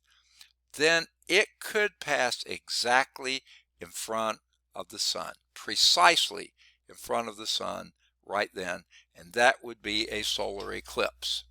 Now remember, what was it, about 3 or 4 years ago, right at the very beginning of fall term, we had a partial solar eclipse here in Birmingham and Bessemer. It was a total solar eclipse up in Nashville. So we saw most of it, but not all of it. And what had happened there, if you picture this, this is the moon. The sun is out here behind us here. It's way out here somewhere, because there's the shadow of the moon. And because the moon's fairly small, it has a fairly thin shadow, and it becomes conical shaped, like a cone. And when the moon moves over, it happens to be here, and this place where it collides here and connects exactly with the sun, in line with it, and the shadow of the moon happens to touch the Earth's surface, and because the moon's so far away and so small, it only smacks for a small band. I would say, what's the distance between here and Huntsville? About 200 or 300 miles, 200 miles maybe 300, something like that. The band would be only maybe 100, 120 miles, something like that. That shadow would cast across the Earth. Inside the shadow, you see a total eclipse. If you're right on the fringes, you see a partial eclipse. That's what we saw. Nashville saw a full eclipse, but it's only this. Right now, the sun's here, not even going to get them close to the Earth. Not even close. Now, if you also took this thing, and I'm going to try to draw it with my pen, and this is going to be comically funny, but I've lost my pen. There it is, I think. Yeah, there it is. Okay. Now, this is an ionizing pen, and if any of you have signed out of, okay. If you imagine the Earth also has a shadow, but the Earth, since it's much bigger, it's a bigger shadow. That should be parallel to that one. And when the moon happens to come into the Earth's shadow, that's going to be a total lunar eclipse. Those are much more frequently, and you see them much longer, and you see them over a wider swath. The solar eclipse is when the moon gets right here, and its shadow actually crosses the Earth's surface. When that happens, it's a solar eclipse. It's always very narrow, very rare. Not very often. Lunar eclipses, much more often, much broader span of the Earth will see that, and that's what's happening. Okay? So, the moon's orbit is inclined 5 degrees from that of the Earth's orbit. Let me do it here. That means that most of the time it's not even going to be lined. Only when the moon's here or here will it be anywhere close to having an eclipse. Okay? Where the sun's orbit, Earth's orbit around the sun and the moon's orbit around the Earth, where they connect, that's going to be a solar eclipse here or a lunar eclipse there. Any other place here, not even close. Okay, proper alignment of the earth, moon, and sun is needed. The conical shadows have two parts. Now let's talk about those two parts. See, here's the sun. Now the sun's way too small here compared to earth. Look how big the earth is. The sun is enormous, but it's so far away they couldn't show it, so I had to make it a smaller sun. And you see light from the sun comes here, and some of that light, the moon's shadow, the dark shadow, that's the umbra. Umbra means black or dark. Okay, the dark shadows here, none of the sun's light gets in here, but that's that conical shape we saw. Okay, from here it does, but you see some of the sun's light comes here and some comes here. It's partially in the shadow. This is the penumbra, meaning not quite as dark. This is your partial eclipse. This is the total eclipse. See, it's just going to be a tiny, tiny, tiny little band, maybe 100 miles wide or something like that, maybe less than that, across the surface of the earth. We'll see the total. You'll be in the umbra, the total solar eclipse. A bigger band, maybe several hundred miles, we'll see a partial solar eclipse only on those times. Okay, so the umbra is the inner cone, complete shadow. The penumbra is the outer cone, which is a partial shadow, because you get some sunlight from the sun, but not much. The umbra, you get no sunlight from the sun, but because it's conically shaped, very, very small. Penumbra, the cone is shaped the other way, so it's much broader. Okay, so the solar eclipse is where the tip of the umbra touches the earth. Okay, now sometimes the moon, just like the earth is an elliptical orbit around the earth, and when it is further from the earth, not even the point touches. So there, if you're looking, you'll see the edges of the sun, just the edges. The rest gets in the shadow. That is called an annular eclipse, because you see the circle. When the umbra doesn't quite reach the earth, you see it's almost like a ring that shows around that, an annular eclipse. Now the lunar eclipse is when the moon is back here on the back side of the earth, and the earth shadow is much bigger, and quite often the moon will get in the earth shadow. Still not that frequent, but it will, because that 5-degree thing, it does that. If the moon is engulfed in the earth's umbra, then it will be a total lunar eclipse. If it's just partially, then in the penumbra, it'll be a partial lunar eclipse. You see lunar eclipses far more often and over a wider period. In fact, oops, I thought they were going to show the thing. They don't. Here it is in the book. This is on page 427. Okay, there it is. That's the table that shows the recent past eclipses. And if you'll notice here, this is covering from 2014 to 2025. Okay, so 6 years ago to 5 years from now. Okay, the only two total eclipses of the sun visible in the U.S. This is the U.S. only. One back in 17, that was about 3 years ago. That was the one shortly after the beginning of the term. I mean, I think it's our very first class, and this class was August 21st, and we went out and saw it, what we could see of it. Okay, the next one would be April 8th, 2024. 7 years apart. Now that one, you see, the one back in 17, the path was from Oregon, which is in Pacific Northwest, to South Carolina, which is in the sort of the southeast. It came right through Tennessee. Okay, so Nashville got to see it. We didn't. We were a little bit south of that line. However, when you're doing Texas to Maine, oh man, we may be close to that one. We might actually be able to see more of it. Again, it may be a little to the north of us. I haven't laid it out on the map to see, but we might be. I may not be around then because, well, that's only 4 more years. Hopefully I'll still be around. Okay, I won't be teaching, but hopefully I'll be around. Look at the lunar eclipses though. We had 2 in 14, 2 in 15, then we skipped 3 years. 1 in 18, 1 in 19, skipped a year. 1 in 21, 22, skipped 3 years, and in 25. So the last one was 2019, visible throughout the U.S. all the U.S. got to see that one not this past summer, but the summer before. Okay, the coming up next year, May 26th, it'll be visible right as the full moon is setting, which will be the very, very early morning hours.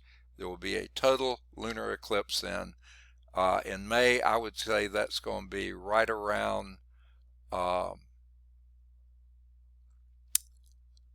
I'll say maybe 5 o'clock in the morning, something around then on May 21st. We'll see. They'll have better estimates then. Then there'll be another one in 2022, and that's visible at moonrise. Moon rises in the evening, and the full moon rises in the evening and sets in the morning. So that'll be right around say 5 or 6 o'clock, no, 6 or 7 o'clock then. So that's going to be another tough one to see. Visible moonrise western and all eastern. Okay, and then in 2025 again visible for everybody. Okay. All right, so you see way more frequent, you'll see lunar eclipses, and for much broader bands, solar eclipse is very rare and very small bands. Okay, let's move on to the tides. Okay, now the tides result from different gravitational pulls on the front side and the back side of the Earth. 3 factors influence these. The first, probably the most important, is how the Earth, so I'm going to be the Earth, the moon, and the sun, you're the sun way out there, the sun, how we line up. When the moon is between us and the sun, that would be a new moon, we are going to have a strong tide then. When the moon's on the opposite side of us, then we're going to have another. Those are called spring tides. When the 3 objects, the Earth, Moon, and Sun, are aligned, so that's going to be that's going to be the highest tides when the Earth, Moon, and Sun are aligned. So when it's a new moon and when it's a full moon. Okay. Now, there'll be neap tides when the moon and the sun are at 90 degrees. So your half moon there or your half moon here, then the sun's pulling this way, the moon's pulling that way. Those are going to be your weakest high tides and low tides. Okay, so that's one. Here's the second. The elliptical orbit of a moon. Remember I said the moon goes around the Earth not in a circle, but in an ellipse, sort of elongated circle. The Earth is at one of the foci. Okay, so the pull is greatest when the moon's closest to us, the perigee, less effect when it's further away at the apogee. So that's the second factor that influences the amount of the tide. And then the third has to do with the basin that you're in. Okay, the size, the shape, and the depth of the water basin. That also influences how much tide you see. Our good old Gulf of Mexico down here to our south, that is a big hot tub or something like that. That's all it is. It only has about 1/3 of a meter differences in high tide and low tide. I mean, that's about a foot, okay? Not very much. But the Bay of Fundy up in Nova Scotia, I believe it is, 15 meters. Now remember I said this wall back here is about 3 meters high? That would be a 5-story building. The difference between low tide and high tide. 5-story buildings. How in the world do you build a boat dock that does that? Well, basically what they do, they have them on poles that just go up and down like this, and some sort of a ramp that rolls back and forth. I don't know how they do it, okay? That would be the other. So big differences in the shape of your water basin. Okay. And this illustrates what we're talking about. When, say, the moon is over here, it's pulling on the Earth. But because the Earth is solid, it sort of stays kind of where it is, but it pulls more on the water, the liquid, and about 70% of the Earth's surface is covered by water, so it pulls more here. But because it's pulling more there, then it pulls on the Earth too, leaving another bulge in the back, so you have a high tide on this side of the Earth at the same time you're having a high tide over here. Okay? Water is left over when the Earth is pulled that way. Okay? And then so wherever the moon is around the Earth, those bulges follow the moon. Okay? Always opposite each other. Now the sun has also influence, but a little bit less. Even though it's a great, much better gravitational attraction, its distance is so much further away, 93 million miles, as opposed to, what do we say, about 240,000 miles. So huge difference there. Remember, gravitational falls off by the square of the distance, so that's even more that it, or less influence it has. But the sun's also pulling on the Earth, so you see you have all these competing features going on that we're just talking about here. Okay, and that, folks, is the last slide in the slide set. Okay,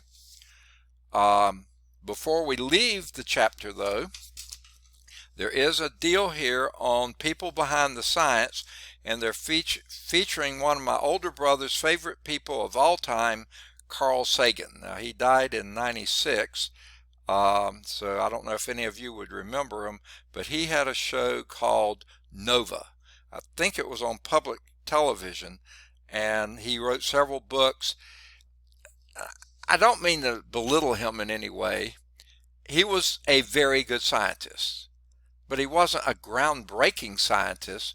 What he was an incredible science communicator. So he could talk in plain terms and explain things so much better than the most brilliant scientists could, because they just didn't have the common language. So he was absolutely brilliant at communicating science. He had to know science inside and out, and he did. He was a great scientist, but not one of your top tier. He was just about the best science communicators we've ever had. So I'll let you read that. If you do want to write on him, he's in the book. There's several other people mentioned here: Stanley Miller, Harold Urey. There's just all sorts of good things in here. Remember, the book cannot be your source for your paper. It can be the source for the idea for the paper, but it can't be your source. You have to get sources outside the book, from a library, from the internet, from somewhere. But if you do the internet, make sure it's a reliable source, because as you know, probably half, if not more than half, of the stuff on the internet is totally garbage. Total garbage.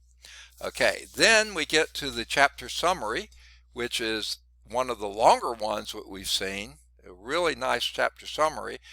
Nothing replaces reading the chapter, but once you've read it, the summary focuses on a lot of the high points.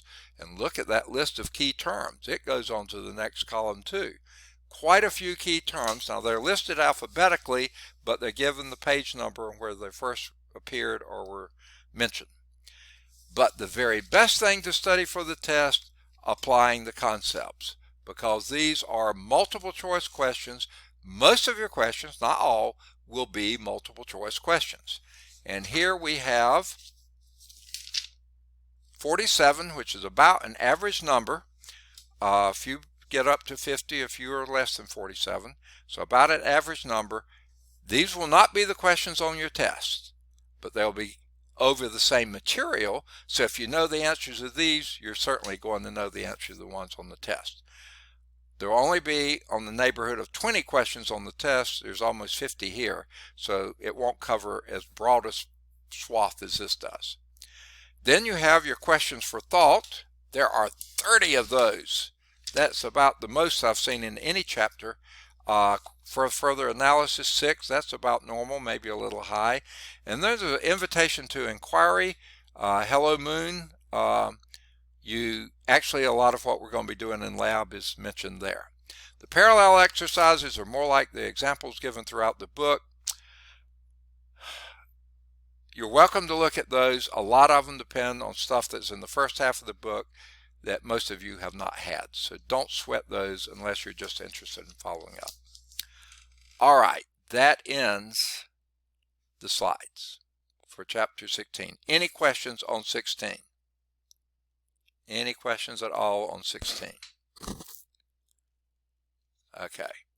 Now again, after we finish the lab today, sometime after that, when I get all the Zoom invites for tomorrow done, that I don't forget about those, but as I have time, I will put your chapter 3, or the test 3, which is a chapter 16 test, I'll post it on Blackboard Message.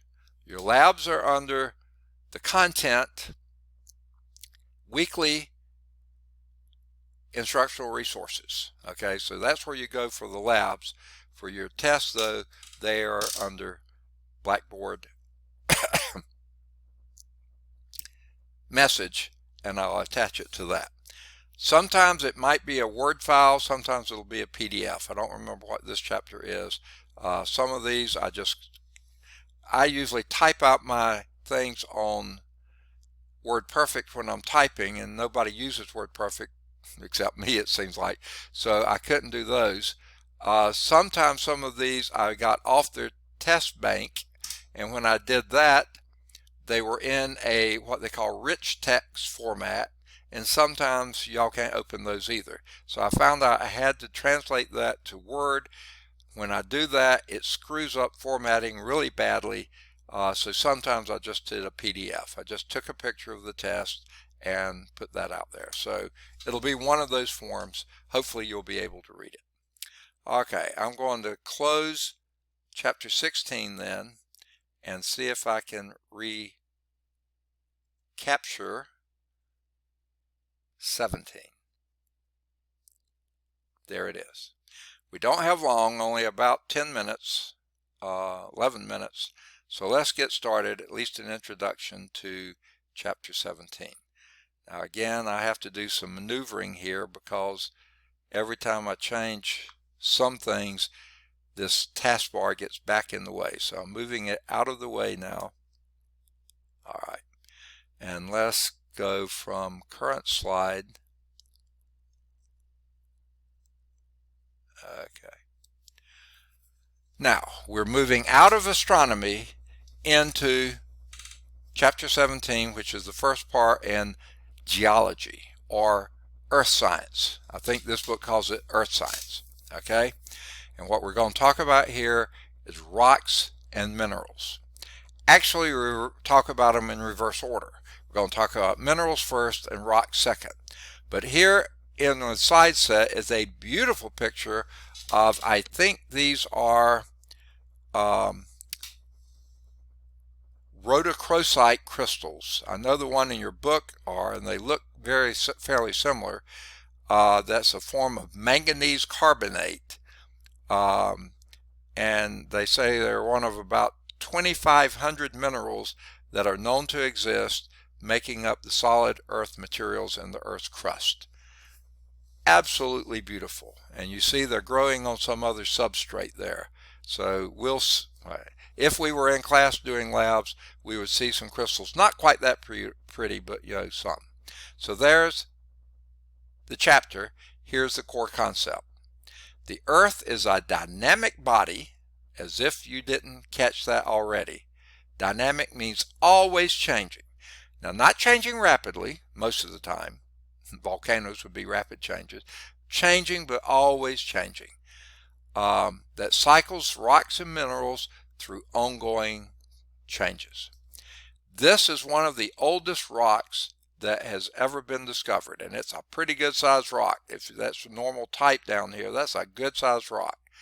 Now this at one time was a sedimentary rock, because you see at one time it was in flat layers, but over time different things have caused this rock to bend, fold, do all sorts of things, and in so doing change and become a different kind of rock. We'll talk about this in the last part of the chapter. Remember, rather than rocks and minerals, we do minerals and rocks. When we get to the last part, the rock part, we'll talk about this. This is a metamorphic rock, a rock that has undergone really major changes over its lifetime. And this is an old rock. They think about 3.8 billion years old, so it's one of the oldest ones found on the Earth. So there's the core concept. Earth is a dynamic body, cycles rocks and minerals through ongoing changes. So the first thing, 17.1, we're looking at is solid Earth materials. Okay. Now, when you look out your window, you mostly see, when you look at the ground, I'm not talking about the trees or the grass and stuff, you think of that as solid Earth material. Okay? But guess what? It's non-uniform. More than likely, the soil in your yard is probably not quite the same as the soil in my yard. And in my yard, we also have some rocks. They're probably not quite the same kind of rocks that you might find in your yard. Okay? So it's a non-uniform distribution of matter, the solid Earth materials. If you go over to Georgia, very different, even though it's just one state away from what you find in most of Alabama. Georgia is underlain by granite, think Stone Mountain. Alabama is mostly underlain by limestone, okay? And those are very different materials. Now, that's just on the surface. Go down deeper and you see more non-uniformity. At the very core of the Earth, or the outer core, is liquid. Now, why is it liquid? All that gravitational pressure pushing against the materials, and everything's always moving. Nothing's ever stationary, and if you rub your hands together, pushing them together, they get very hot. Multiply that billions of times and you get what it's like in the center of the Earth. It's so hot that it melts the materials. That is where most of the heavy elements are. And when we say heavy elements, we mean those around iron and nickel and heavier. They're in most of that molten core. Now we'll see a little bit later that not the whole core is molten, just the outer part of the core is molten. Where we live is on a thin surface crust. Okay? And when I say thin, that only means several miles thick. Now that doesn't seem very thin to me, but when you consider how stinking big the Earth is, a few miles is nothing on the crust. Okay? The lab we do, I can't remember when, maybe this chapter or the next chapter is going to be, no, it's not this chapter, it may be the next chapter. We're going to look at some of those distances. Okay? But the thin surface crust is made up mostly of lighter elements, mostly silicon, aluminum, and some of those lighter elements. The heavier elements in the core, lighter elements near the crust.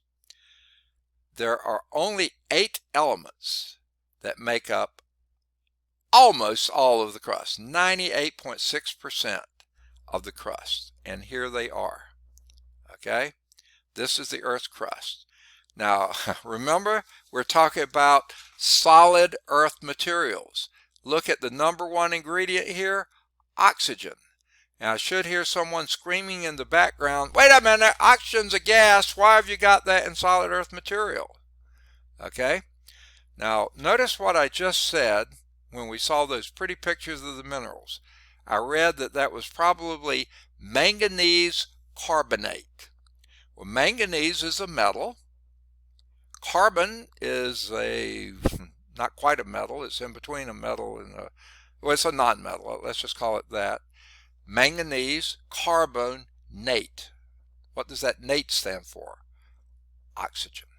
Manganese carbonate probably has 1 manganese atom, 1 carbon atom, and probably 3 oxygen atoms. So that beautiful mineral there, the major part of its mass is oxygen. Not gaseous oxygen, solid oxygen in a compound, manganese carbonate. So we're talking oxygen, not breathable oxygen, not gaseous oxygen, oxygen that is tied up in a solid material, part of the chemical structure of that solid material. Okay? Number two in the surface is silicon. That's what ties up a lot of that oxygen. If you look at any sand grain out there, the odds are it's silicon. It's either silicon dioxide or silicon combined with two or more oxygens. So you see, almost 2 to 1. Okay? Oxygen, almost half of the solid materials of the Earth, crust, is oxygen. About more than a quarter of the solid Earth material is silicon. After silicon is aluminum, another light metal, and it's less than 10%. Iron is on the surface. Iron is a heavier mineral, but some of it made its way to the surface, probably through volcanic activity and stuff like this, or folding, faulting. We'll talk about that in a later chapter. So iron has made its way to the surface. It's all over in the interior, so no surprise it's on the surface as well, only about 5%. Calcium, about 3.6%, and that's largely in things like limestone, which I said underlays the rest of Alabama, because Alabama will probably have more than 3 point, but remember, non-uniform distribution. So where we may have more calcium, other places like Georgia may have a lot less. Sodium, again, you don't expect that to be that much of a solid material, but it is in the surface, tied up in a mineral. Potassium, right there next to sodium, almost the same proportion. Magnesium next. Now magnesium on the periodic table is right beneath calcium, or is right above calcium. So you would think those would be closer.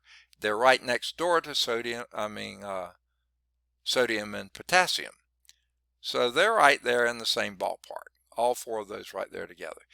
Everything else combined together, 1.4%, which makes up the rest of the Earth material.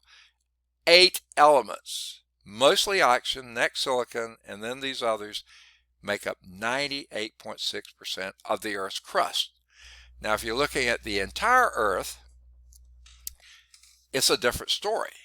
The number one is iron. Remember, just about all of the interior of the Earth is made up, not all, but large portions are iron, about a third. Oxygen is still predominant because you got so much on the surface, but it also is in minerals deeper in the Earth's surface, and we'll talk about those later. Silicon, most of this is in the Earth's crust, but not all. There is silicon deeper as well. We'll talk about that. And then magnesium, which was down here before number 8, it's moved up to number 4 now. Iron, which was number 4 before, has moved up to 1. Oxygen was 1 before, it's 2. Silicon was 2 before, it's 3. Magnesium was 8 before, it's now 4. Then here pops nickel. Nickel wasn't even included in the crust. It was part of this 1.4% here. Now it's moved up to 2% here.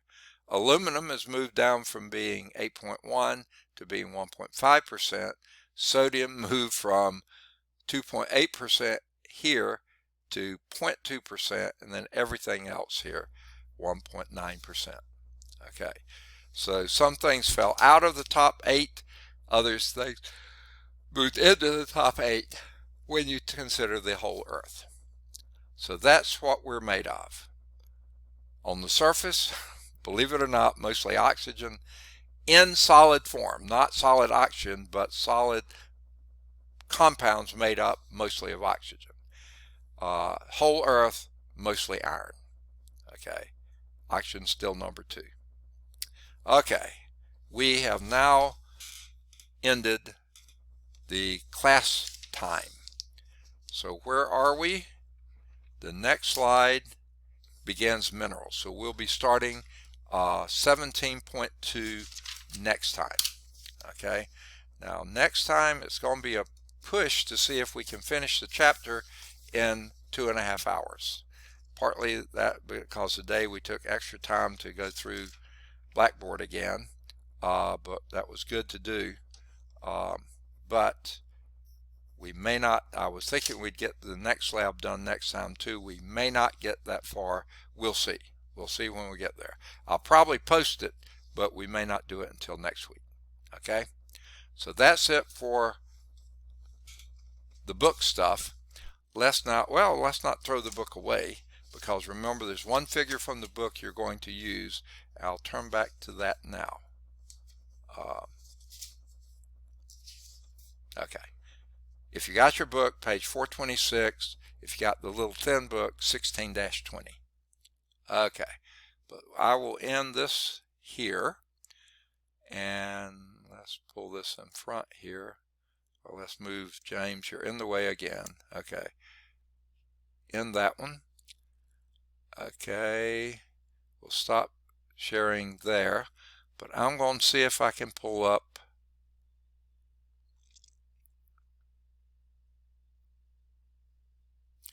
I had it up here, and now, oh, there it is right there.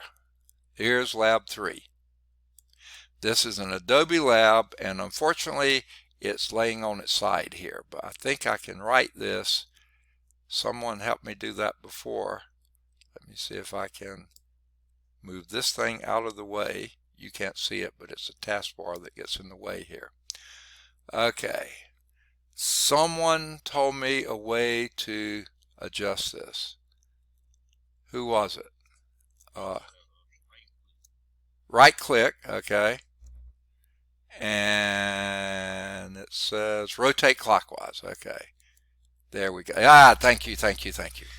All right, here's the lab. You can get your own copy at week 3 instructional materials.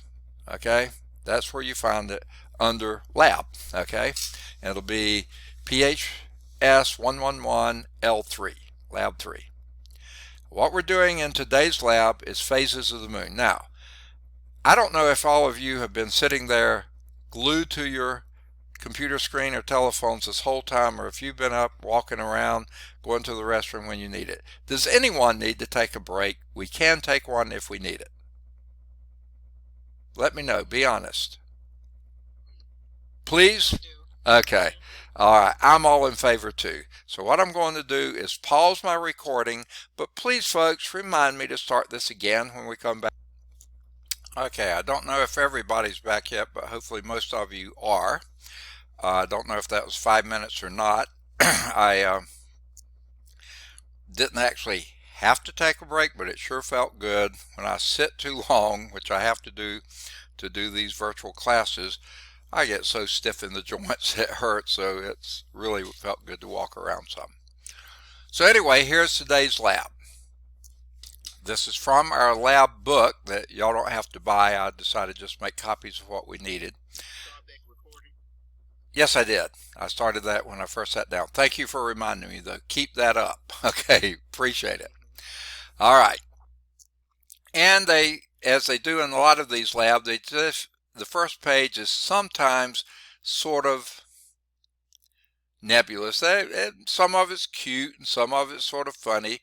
If you think about all the words we get from the moon, moonstruck, lunatic, meaning a crazy person, okay, moonshine, a crazy drink, I've understand anyway. You know, all the things that are there. Where does it come from? Well, it actually came from the same word as that root that meter comes from, to measure, reminding us of the moon's service as a universal measure of time. So they said some of the ancient German communities reported nearly 2,000 years ago held their meetings at new or full moons. Okay, so boy, it's been around a while. So I won't read all this to you. I don't see anything in there that's really all that earth-shattering. Moon-shattering maybe, but not earth. Okay, so let's move on to page 2. Oh, that went way too fast. I think I'm going to have to move. James, you're in the way again. Okay. May have to move y'all occasionally. I didn't know it was going to move that rapidly. So let's go back. Okay, there was page 1. Actually, it moves a page at a time. I didn't realize that. Here's page 2, or it's actually page 380 in the lab manual. These are the observations you're going to make. Now, unfortunately, we're hitting this at a bad time. Like I said earlier, I think the moon is just past the full moon phase, which means we're probably going to be able to see the moon for probably maybe a week or less before it sets, and we won't see it again for a couple of weeks. Okay? Because we won't always see the moon. Sometimes the moon's on the opposite side of the earth from us, and we're spinning, it's spinning, and we don't see it. But gradually it comes around, and we'll see it for about 2 weeks at a time, and then we'll not see it for about 2 weeks at a time, or see very little of it. Okay? So here's what we got to do. The complete cycle of lunar phases requires about 29.5 days. You will follow the moon for at least half of the cycle. The sad news is you'll probably get half of that half cycle now, then you'll have to wait a couple weeks and then do the last half of the half cycle. So it may be near the end of the term before you'll be able to finish this lab. This is a long scale lab. Okay? So during that time, you'll be recording both the appearances of the moon, that's one thing, that's how much of it you see, the phases of the moon, and also the position of the moon. But the position of the moon will be relative to two things. Number one, the landscape.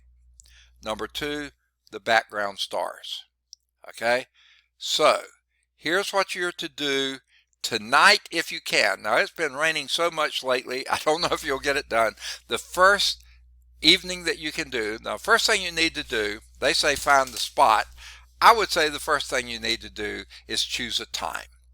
Choose a time when you know you can get out there at that same time just about reliably any night that you want to. Now, you're not going to do it every night.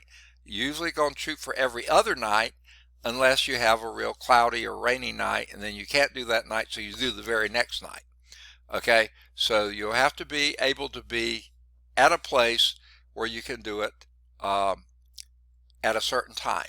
Okay, so you choose your time. For me, I would say 10 o'clock at night, or maybe 10:15, something like that. I would probably say 10, because that's usually about the time I put the dog out. So when I go to put the dog out, that's when I would make my observation. Now, some of you might be morning people. You may be dead asleep by 10 o'clock, and you may not want to do that. But any time after dark would be fine, or any time before daylight would be fine. Any time in the middle of the night would be fine. Okay? You choose the time that you are going to be able to do it day after day after day after day after day. Okay? You'll need to choose the time. Okay? You'll also need to choose your location. Someplace you know you can be. Same spot. Okay? Here's what you need to know. Relative unobstructed view of the horizon and the sky. And frankly, my backyard is not it. I'm looking on my backyard now, and there's houses around us. There's a huge old pine tree right over there. Next to it, several other trees. I'll use a large walnut tree there, a great big old pecan tree here, a hackberry there, another pecan, a huge oak. I mean, we're surrounded by trees. Our neighborhood is called Forest Park, aptly named. And it wasn't just made up that way. It was dense forest when people built houses here, and this house was built in 1929 and 30. So it's now, what would that be? 90 years old. Okay, this house is 90 years old, and a lot of these trees were already here then. Okay, so this is not a good spot for it. So I'm not doing this. So if I were, I'd find some better spot. But what I am doing, I'm looking at it. Okay, so I will use my backyard. Okay, and just pretend that I can see the horizon and it's unobstructed. Okay, you will actually need to do that. You'll need to find some place. So if any of you live close enough to a place that's safe enough that, say, has a big parking lot, okay, not a well-lighted parking lot, that's the sad news, a dim parking lot, maybe a sports field that's not well lighted. Okay, you can't have the game lights on, that can't be. Okay, but you'll need to be somewhere that you can get to that is as good a open area as you can find, not particularly well lit, which is sort of bad in the city, but if you need to, take someone with you. Okay, so you'll need to get that into the picture too.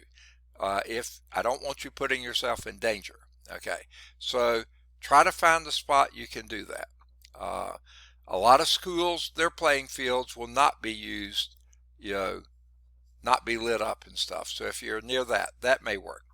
Now, I had a guy, now this won't work now, one time, he worked as the work-study student for the evening coordinator, and he got off at 10 o'clock or 9:30. I don't know what time he got off, but that's when he did it. He walked out into the back parking lot of the Bessemer campus of the A building there, and it was a pretty unobstructed view, and that's where he made his observations. Now it was fairly well lit, unfortunately, but it wasn't as bright as a football field or something. Some other people I think have lived near, what is that? There's some mall that's closed now, but has a big parking lot. It's on the Bessemer Superhighway in between the Bessemer campus and downtown Bessemer. You pass through, there's a little something on the right and left, but mostly big wide parking place. Not particularly well lit, but safe enough, I would think. So anyway, you find a place. Okay, find a place that you can. It is important that you use precisely the same location for all your observations. Okay, if you can make them in the middle of an open field or a parking lot, mark your location of your observing spot so you can be sure to return to it every time. So maybe take you a little flag and stick in the ground. Take you some yellow paint and paint on the parking lot or something. Don't do graffiti or something, but just a spot that you know you can get to every time you need to get there. Okay, you find your place, choose your location, do your time. Okay, now this first time, if you get out there and do your observation tonight, maybe go a little earlier than you're going to make it, because this first time you're probably going to take a little longer. And what you need to do on this first time, so go out there maybe 15 to 30 minutes earlier than you're planning to do it every night after that you do it. You won't do it every night. Okay, so pick your time. Tonight, be a little early. Go out there, and let's just say that I went into my backyard and I was going to use as my features, landscape features, that guy's garage right back there would be one. The house directly behind us here would be one. The big old red oak tree would be one here. The magnolia tree over there might be one. The big house on the corner up here, that might be one. So I would pick something, maybe a billboard. Okay, I don't have any billboards in my neighborhood, but maybe if that's near you, yeah, that billboard is going to stay right there. Okay, so pick something, basically going all the way around your horizon. Pick out something every few degrees, that you can pick up. Okay, and it's going to be there. A power pole, just know which power pole you're talking about. Things like this. Okay. And that first night, tonight, if you can do it, if it's not raining or super cloudy, pick out those observation landmarks that you're going to use. Ignore the rest of them. Pick out the ones you know you're going to refer to. Okay? Now, what are you going to record? The appearance of the moon and the position of the moon. And tonight, you'll probably see the moon. So go out there about 15 minutes early, and about the time once you've figured out all your landmarks and that kind of stuff, chosen your spot, marked your spot, you know what you're going to do. Now look at the moon. From your spot, the moon is either going to be, and here's another thing. Not a bad idea to take a little compass if you have one. If you don't have a compass, I bet you your phone has a compass in it. Okay.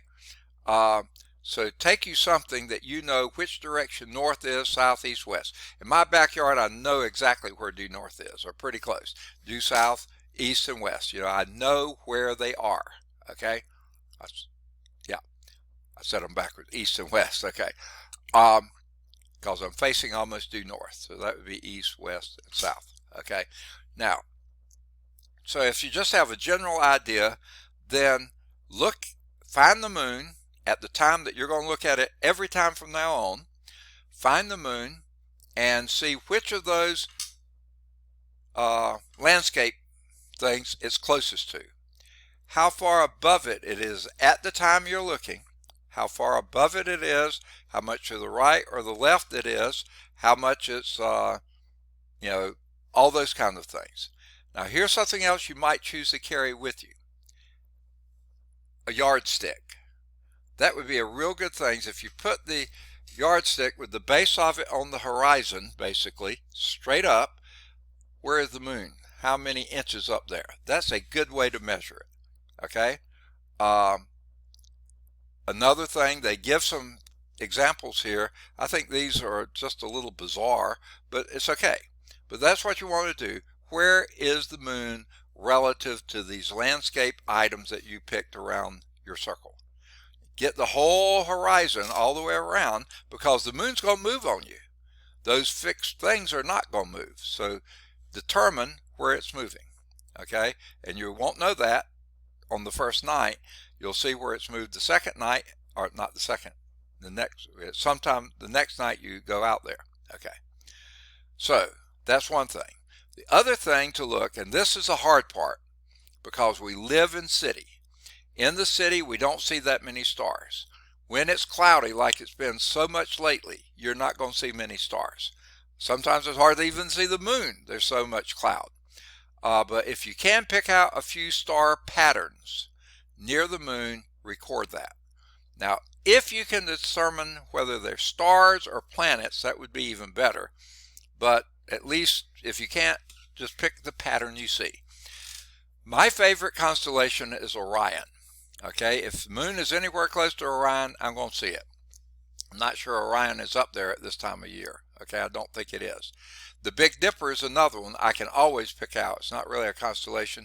I can pick it out. If the moon's anywhere near the Big Dipper, I'm going to note that. Okay, but some other, like you have these 3 or 4 stars that make a little square or rectangle or something, or triangle or something like this. You say, oh, I can pick that out every night. Okay, the moon's close to that. I'm going to choose that pattern of stars and measure that. And again, if it's more directly overhead and the moon's just a few degrees, again, use your yardstick. Hold it up at arm's length and say how many inches it is in which direction from that pattern of stars. And use the same reference over and over and over.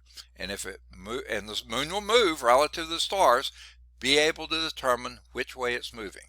Further to the east, further to the west, further north, further south, and about how far. A few more inches one way or another.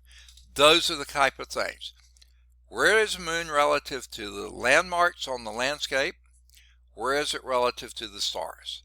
And the other thing is, what is its appearance? So those are what we're going to look for. Choose your location, choose your time. Tonight, go out there early, record as much as you can, and go on and to get your first night done if you can. If it's not raining, if it's not too cloudy, see if you can. Okay. Now, here are just some of the things. I don't really care too much about scale drawings. If you're into this, do it. I've had some people who did beautiful drawings. It's not required, but it is interesting. Okay. Now, what they say here, if you hold your hand out straight out, spread your fingers all the way, the outstretched hand, the width of your outstretched hands from thumb to little finger is about 22 degrees. Okay. The width of your fist is about 8 degrees. The width of your three middle fingers, make sure it's 3, not 1. Okay. 3 middle fingers, outstretched arm, that's about 5 degrees. The width of your index finger, be sure it's that one, okay? You don't want people, okay. That's going to be about 2 degrees, okay? I don't say you need to use that, okay? If that's what you want to use, there it is for you. So here's what you do. Now, record the appearance of the moon at the plotted position. You said how far above the horizon it is, how far above that oak tree, how far above the power pole, how far above the billboard, whatever you chose, and how far to the left or right it is, you know, north or south it is, or whatever. Give as precise a description as you can. Record the positions of a few bright stars that you know you can pick out every night that are fairly close to the moon. You know, some pattern that you can see there. Okay, I know it's going to be this. You might even want to take a picture of them. I don't know if your phone takes that good a picture, or if a iPad would. I don't know what would work. Try something. If you can get a good picture and you can compare that, the moon, to those stars night after night that you do these observations, that may be a good way to do it. I don't know. You choose. Here are the 3 questions. Just 3 questions you're going to answer out of this lab. How would you describe the night-to-night path of the moon with respect to the ground landmarks around your observing site?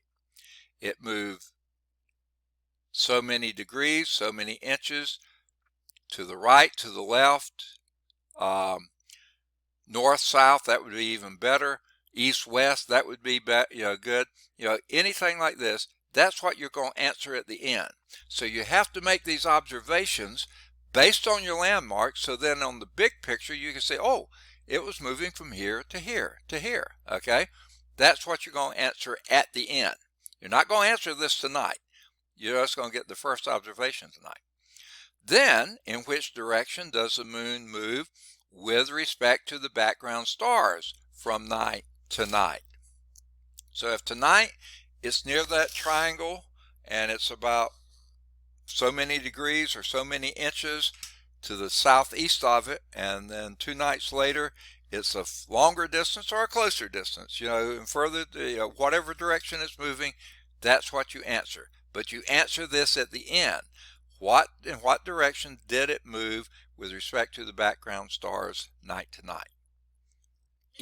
Yes. So are you saying that the drawings that we're doing are for our benefit? Absolutely. Absolutely. What I'm grading are the answers to these questions. Your drawings will give you the answers to the question. So the drawings are for your benefit. You can turn them in if you want to. Like I said, I've been impressed with people's drawings before, but it's not necessary, especially since we have to send things through attachments to emails or whatever. That's sort of a pain in the neck. But I will want this page. That first page, I don't need that's the second page. First page, second page, I don't need those pages. I need your answer to that question. Now, whether it's on this page, some of you have turned in, just type question 1 and you write your answer. Question 2, write your answer. That's fine too. That's really all I need. Okay? Here's the third question, top of the next page. If today is the first day you see the moon, we'll call that day 0. Okay? All right? And if the moon, I'm just going to make a guess here, is somewhere maybe about 3/4 or closer to full or less than 3/4 or less than half, you pick where on the scale here of the moon. This would be a full moon. This would be a new moon at 0. You're not going to see a new moon. So determine what portion of the moon do you see lit. 1 is a full moon. The whole disk is lit. 3/4, about 3/4. Half, exactly half is lit, okay, or anything in between.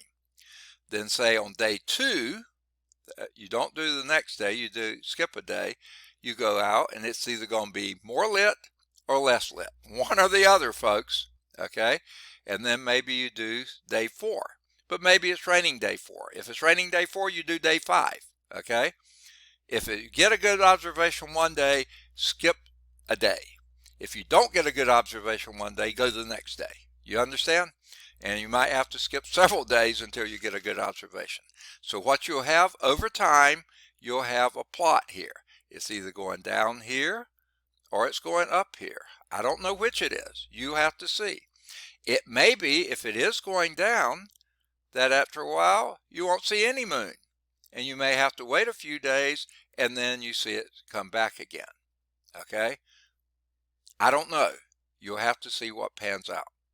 They give you space for 20 days here. You're only going to see the moon for about 2 weeks. It may be a week at the beginning and a week at the end. It may be a few days at the beginning and a week and a half at the end. It may be 2 weeks in the middle. Whatever it is, you record it.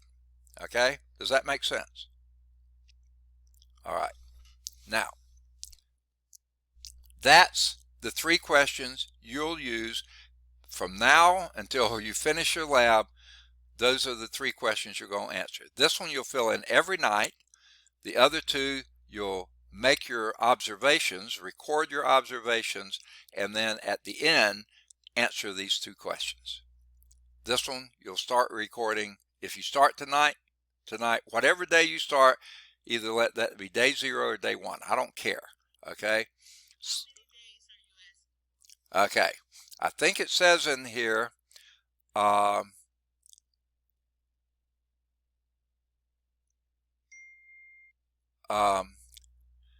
it seems like somewhere they say, so going to see. It all depends on weather, of course. Okay. If you did, yeah. If you did every other day for 2 weeks and it was perfect weather, that would be 7 observations. The thing is, most people will probably get no more than 5 good observations done because you won't have perfect weather. It's going to be hard to do. If you can get 7 or 8, get them. If you can only get 5 or 6, get them. Okay, whatever you can do between now and when the moon goes down near the end of the term, hang it up, turn it in. Okay? Get.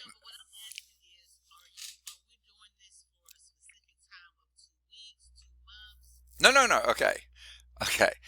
It's going to be about a 2-week period, but like I said, you may only see the moon for the next 4, 6, 8 days, and then you won't see the moon for several days, and then you'll see it again.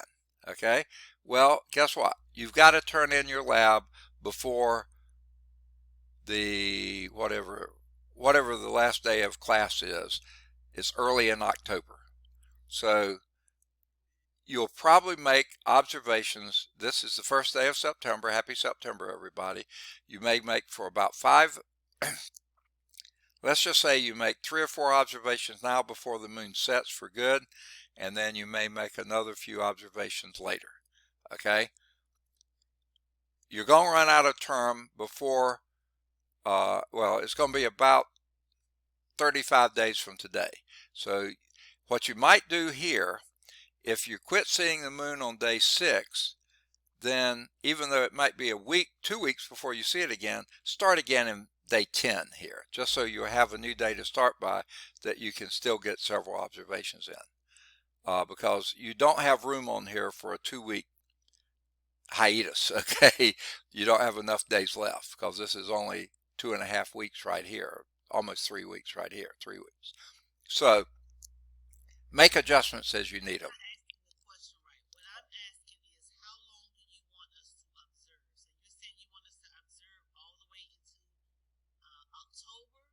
Okay. Okay, that would be a very reasonable thing, unless, of course, you get 2 weeks worth of observation before the end of October. I mean, the end of September. Stop then. Okay. So I want about 2 weeks of observing the moon. Not when the moon's down and you can't see it, but if you can get a weekend now and a weekend in 2 weeks more, that would be fine. Okay, a week now and then 2 weeks you don't see the moon, and then the last weekend in September you see it again. You record the things in. Remember your spot. Remember where you're going to, and then that will be it. That would be fine. Okay, so you're trying to get about 2 weeks of observation, no more frequently than every other day. So at most you'd have 7 or 8 observations if the weather was perfect. You may have fewer than that. Get what you can. And believe me, we've had some terrible moon sighting weather. Get what you can. Okay? Get the best you can. Don't stress over it. Just do the best you can. Okay. That's 3 questions worth, folks. Just 3 questions. Now let's go to part B. Lunar phase nomenclature. I've already used a lot of these terms before. When the moon is exactly between the earth and the sun, the half of the moon toward the sun is lighted, but we're on the back side and we don't see any part of the moon lighted directly. We see the moon sometimes. It'll be in the daytime you see it, but it'll only be the back side of it. It'll only be just a sort of a shadowy looking thing up there. That's called a new moon. Okay? But then a few nights later, you'll see a little sliver of the moon, like maybe the next night, facing that sliver. The fat part of the sliver is facing toward the sun. And then the next night, a little bigger sliver and bigger sliver until about a week later, you'll see a half moon. Okay? That's when the moon is perpendicular to you and the sun. Then about a week later, you'll see a full moon because the full moon will be lit by the sun. And about a week later, it's going to be a half moon again. And then a week later, it will get smaller and smaller and smaller until it disappears. And it'll also not be visible for a very long period of time because it'll be daylight hours that you see it. Okay, so the first half moon is called the first quarter moon. The second half moon is the other. When in between the new moon and that first quarter moon, when it's a very thin little slice, that's called a crescent moon. There it is, Crescent. New moon, crescent moon. You can call that first quarter either a half moon or a first quarter moon. Either one of those nomenclatures is fine. Now, once it passes that first quarter and begins to be more and more lit as it moves further and further around, that's now a gibbous moon. When it's less than half a moon, it's called a crescent moon. When it's more than half a moon, it's called a gibbous moon. I'd never see or use this word anywhere else except in terms of the moon, gibbous moon. I don't ever see anyone use it anywhere else. And then finally, when it's directly on the other side of the earth from the sun, so you see the full lit face of the moon, that's called the full moon. And then the next night, it almost looks full, but not quite. Then it's a gibbous moon, but it's getting smaller every night until it's perpendicular with us in the sun. Then it's a half moon again. Okay, also called a last quarter moon. Okay, and then it gets smaller and smaller. Once it passes that half and gets smaller and smaller, that's called a crescent moon again. Maybe a big crescent, but it's still less than half a moon. That's a crescent. Now, if the moon's growing in size, we call that waxing. You see that last paragraph there? Waxing. Getting slightly bigger every night. Okay? And from a new moon to a full moon, it's waxing the whole time. But once it passes full moon and starts getting smaller every night, that would be a gibbous waning. When it's getting smaller, it's waning. Sorry, get out of there. Yeah, waning. When it's getting bigger, it's waxing. When it's getting smaller, it's waning. It may be a crescent waxing or a gibbous waxing. It may be a first quarter waxing or a half moon waxing. Or it could be a gibbous waning if it's getting smaller every night, half moon waning, or a crescent waning. Now the full moon and the new moon, they're just full moons and new moon. They're not getting any smaller or any bigger. They're just new moons or full moons. Okay. Now, here is almost the rest of your lab on this one page, but it's rather bizarre. Okay? And here's what's bizarre about it. I don't think I can write on it. I don't think I can write at all. I've lost my pen. but I'm going to try to picture this for you. Now remember when I pointed this out to you? Yeah, it's not going to right. I didn't think it would. Okay, no, I can't do it. Okay, the sun is over here. Picture the sun is over here. Okay, in the book on page 426, the one I pointed to, the sun was on the other side. So everything's going to be backward from the book, but it's going to be here. Okay, so the first thing you do, okay, is on every one of these 8 moons here, draw a vertical line, just like you see this vertical line through the earth. There's the earth. Draw a vertical line exactly through the middle of that moon. A vertical line on every one of those moons. Exactly vertical like you see there. And the dark side, the back side away from the sunlight, you're going to darken just like this, just like that, just like that. The back half is always dark. The half toward the sun is always light. You don't color in anything there. All 8 of those will look just like the earth here. Vertical line with the left hand side dark, the right hand side not dark. No mark on it. Okay? Can you do that right now? Do you have something you can do? I can't draw well here, but I will give you an idea of what we're talking about. I'm going to go to my whiteboard. Okay? I'm going to try to move this stuff out of the way. Okay? You can't see what I'm moving because it's not in your way, but it's in my way. Okay, I'm going to move my whiteboard. You just see white. I see a board here that I'm moving as much as possible. Okay, now I'm going to try to draw the earth. Okay, this will be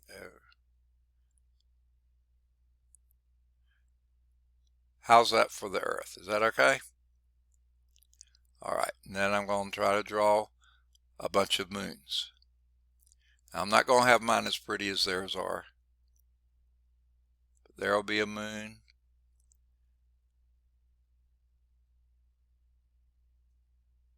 There will be a moon. I don't have mine evenly spaced, but you get the general idea, right? There's a moon. Okay, so you've got it already on the paper for you, unless you're having to draw like I am. And we'll do one here. So draw your moons here. Okay, I'm not going to draw them all. Okay, now the next thing I'm going to draw is my lines. Okay, the line will be approximately there. Not quite vertical, but try to get the best you can.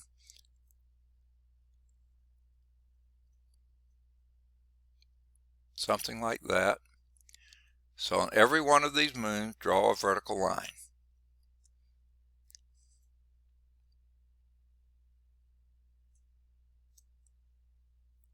Okay. Whoops. Didn't get that quite in the right place. Okay. Now the next thing I'm going to do, remember the sunlight's coming in here. So I'm just going to draw. Okay. These will be my drawings here. Here's the sunlight coming from this direction, right? The sun's coming from here. That's the way it is on your lab, right? So this half of the moon is light, so color this in dark. I'm just going to do a little bit. You color it in as much as you can. But it's always the back side. Always the back side is dark. The side toward the sun is always light. I didn't do all of them, but you get the general idea, right? Okay, so there's your first 8. There's 8 really easy points, right? Now, let's go back to the thing. So that's what you've done to those 8 right there. Vertical lines through each of those circles. The dark side, the left-hand side, is darkened. Right-hand side is white. Leave it alone. Okay, now picture yourself here on Earth, anywhere here on Earth, and you're looking at moon number 1. Now remember moon number 1? Let's go back to that over here. This was moon 1, okay? Moon 1. You're here on Earth, and remember Earth was also, this is not going to be as pretty of a picture, but it's also dark here. So it's in daylight here when you're looking and seeing that moon, but what do you see when you look at that moon? Everything you see is the dark side. So down here, I'm not going to mess with my perfect circles, but I'll do this. Moon number 1 here, it's completely dark, right? Here is moon number 2 up here. When you look at this moon, you see just a little bit of that is lighted, but most of it's dark.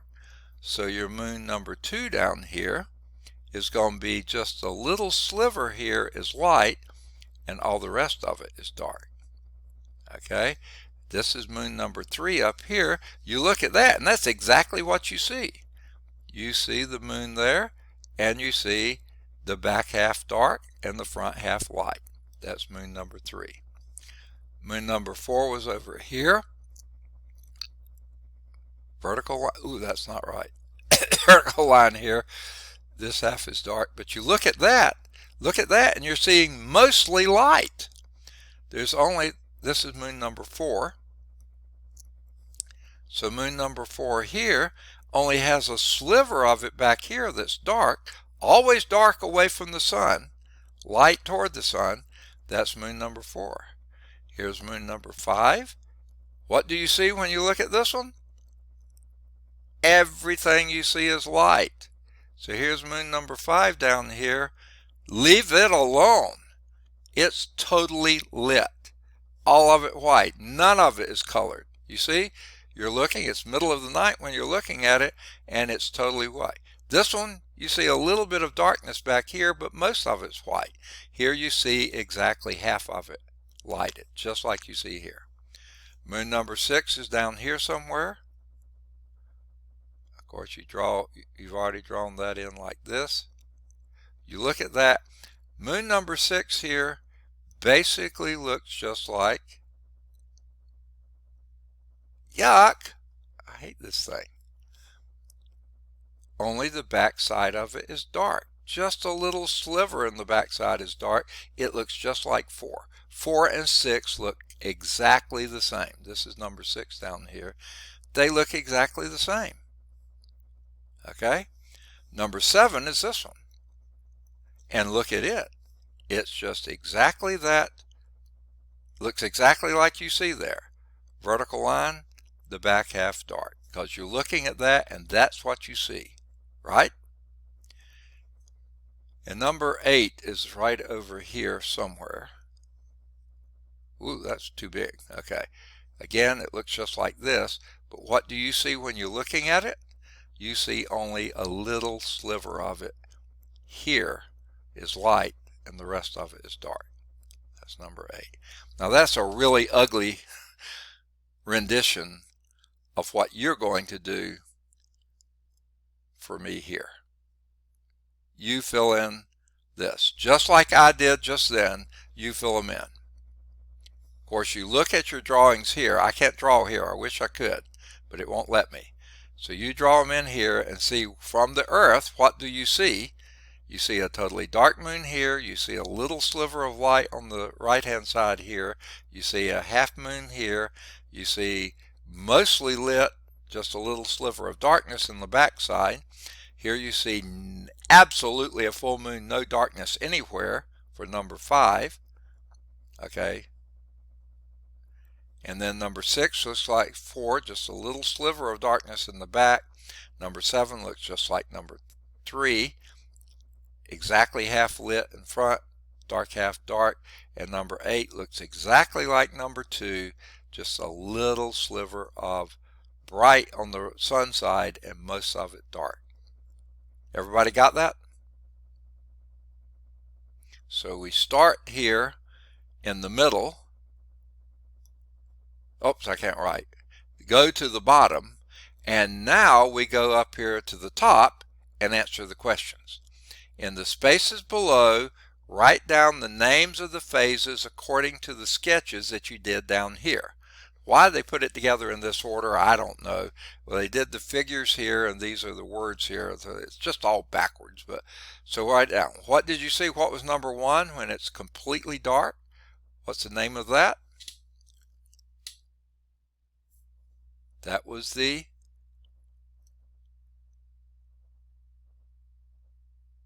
new moon.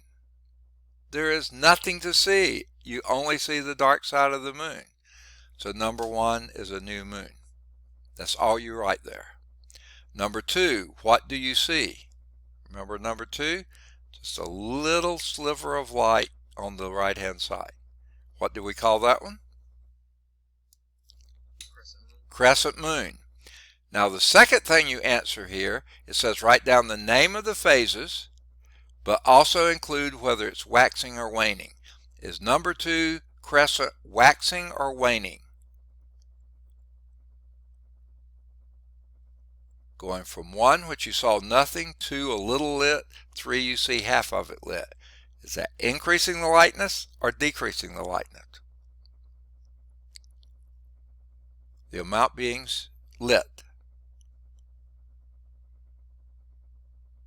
It's increasing. It goes from nothing lit here, a little bit lit here, half of it lit there. That's waxing. So number 2 would be crescent waxing. Number 1, new moon, is not waxing or waning, it's just a new moon. Number 2 was crescent waning. What do we call 3? Has one of 2 names.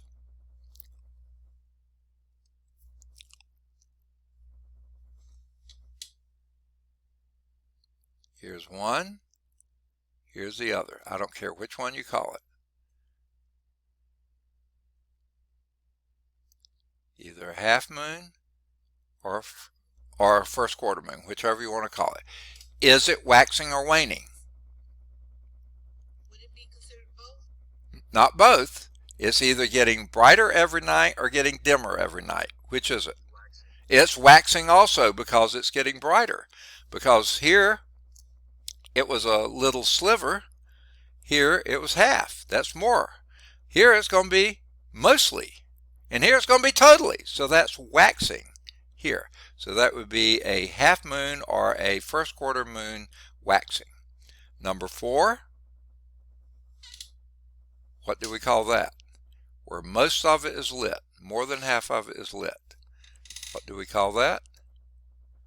And over half the moon disk is visible. It's a gibbous phase. Gibbous. And is it waxing or waning? Waning. No, it's still getting bigger every night, isn't it? Here it was half moon, here it was more than half, and here it's going to be a full moon. So it's still waxing. It's still getting bigger as it goes around here. Okay? Now, number 5, what do we call that one? Totally lit. Full moon, that's it. And you don't need to say waxing or waning because it's a full moon. It's not going to get any bigger. It's not going to, will in the next night get smaller, but that night it's a full moon. Okay? Now, number 6, what do we call it? Remember, only the back sliver is, say again? Not yet. It's mostly lit still, right? Gibbous. Yes, it's a gibbous, and what's it doing? Waxing or waning? It's waning. You're absolutely right. And then number 7 down here, that was exactly, number 7 down here was exactly a half moon again, but what's it doing? Still waning, you're right. Number 8 over here is then a what? Only a little bit is lit in the front. Now finally a crescent. That's a crescent again, and what's it doing? Waning. Waning again. You're absolutely right. Perfect. Way to go. Okay? Did someone just come in or did someone leave? Oh, here comes Denisha Benson. Okay. Oops. Let me admit her to the class. See, now I saw her when she came up. I hope she wasn't waiting long. I don't know what I did with my paper. Oh, here it is. So let's get Denisha here. Oh, she was already here. She must have had to go out and come in. Denisha, you'd been here before, right? Yes. Okay, good. I thought I've already marked her. Okay, we're doing lab 3, and this is recording. So if you missed the first part, you can pick it up in the recording. Okay? And we just answered every one of these, didn't we? Okay. So you did this first, then this, and then finally answer the questions up here. Remember, except for 1 and 5, which was new moon and full moon, you also have waxing or waning as the second part. You give the phase first, and then which direction it's heading. Now, the last page of the lab is this one, if I could get it to move. There it is. At what time of day do you expect a full moon to rise? Now, here's what you keep in mind. A full moon is back here. Okay, right? You're the sun in front of us here. I'm the earth. Okay? The moon's back here. Okay? Where is it relative to the sun? It's exactly 180 away. So when the sun is rising, guess what the full moon is doing? Setting. So when the full moon is rising, guess what the sun's doing? Exactly opposite. Setting. And about what time of day do you expect the sun to set? Okay, you can answer this one of two ways. Probably the best answer would be around 6 o'clock. Of course, in the summertime, it sets later than that. Don't worry about the time of year. That would be 6 p.m.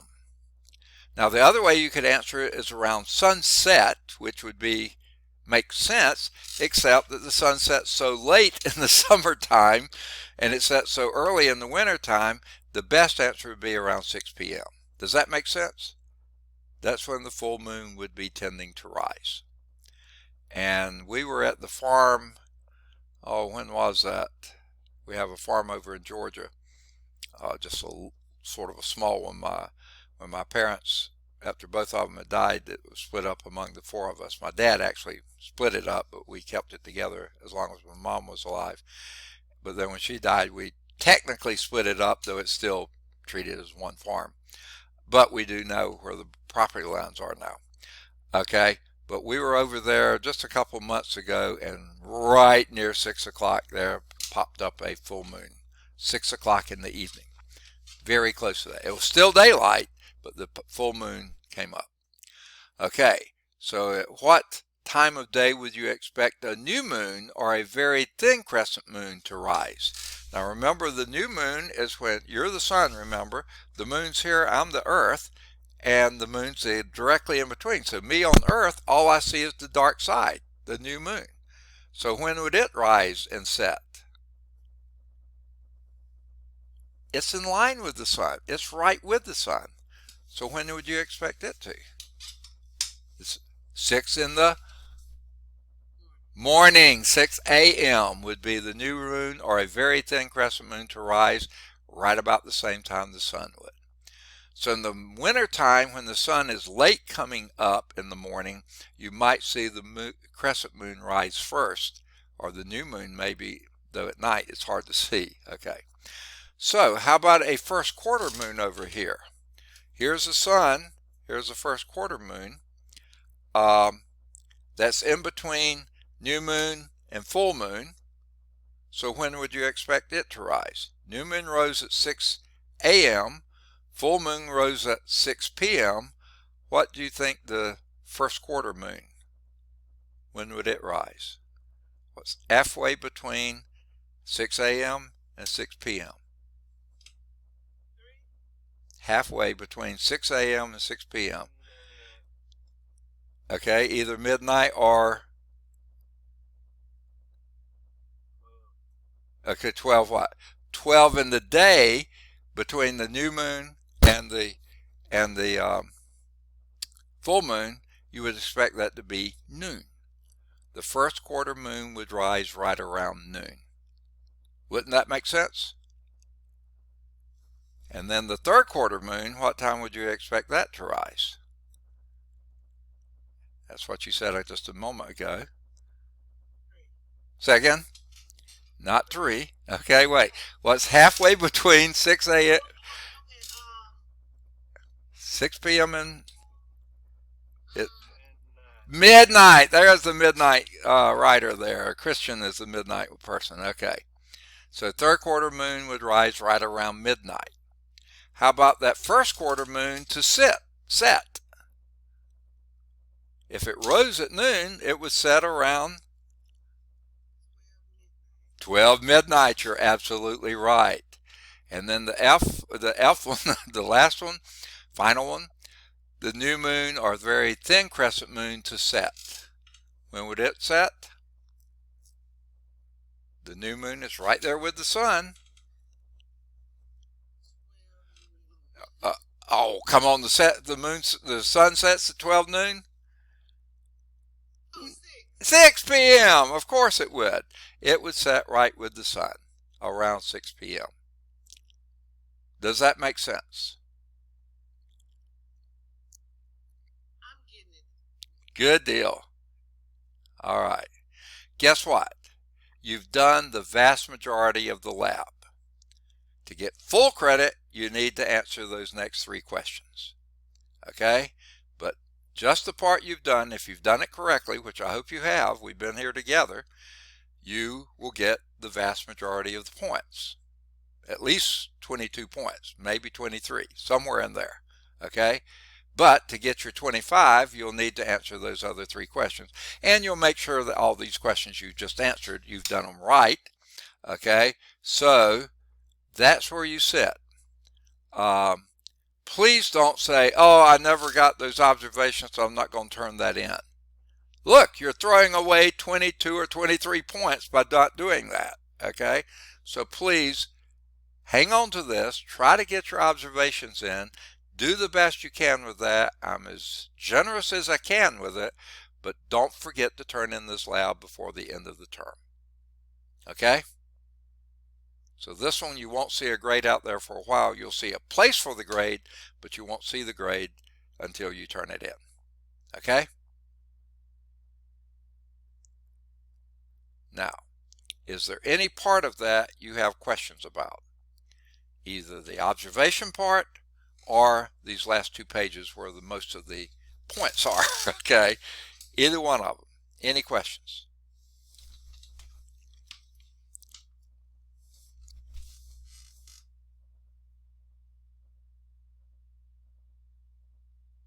Anybody? Okay.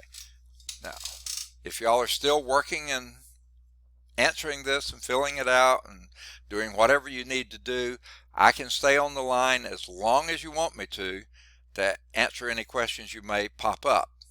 Or if you think you got it and you're just ready to start rolling, because you'll be working on this lab every other day from now until sometime probably late September, unless you get your observations done, around 7 or 8 done, that you can see the moon that many times every other day. If you get those done, turn it in. Okay? Once you answer those other 3 questions. Okay? If you don't get all those done, just don't forget to turn in the lab, because you still will get most of your points by the end of the term. Okay. So do you want me to? Yes. I have a question. Where would this recording be located? I had to leave home. I'm still listening, but I wanted to go back and finish my work. So where would this recording be located? Okay. When you go to Okay, you know, on week 1, when it said at the top, okay, under week 1, it had, what was overview and blah, blah, blah, to-do list. That was the first thing under week 1. Right under that, it said instructional materials, and it says PowerPoint, blah, blah, blah, blah, blah. If you go to that one there, click on that, the very top will be PowerPoints for week 1. That was chapter 14 and 15. I think the very next thing said recorded videos or recorded lessons or something like that, recorded videos. And in that space, it said there was a link that takes you to a a YouTube playlist. And in that playlist, you'll see every class that I do for this course. Most of them will be from last summer, just the very last one. And if you came in late, the last part of the last one will be the one that we did last Thursday, because that was the first day we had Screencast-O-Matic back. Okay, so you'll have to go skip the first hour and 3/4 of that one, because that was my linear algebra class. I forgot to turn it off, and I kept recording, and I just all mixed up. So, but today's class, now it won't be out there until late this evening or early tomorrow. Okay, it just depends, because this is a big file and it takes a long time to load. But late this evening or early tomorrow morning, this class will be there. It'll be at the bottom of the playlist, right under that almost 6-hour one that had the last lab in it. Okay, that's where they'll always be. The newest ones are at the bottom, the oldest ones at the top. And once I put a new one in, I take off the one at the top that covered the same material. So that way you'll only have the most recent material.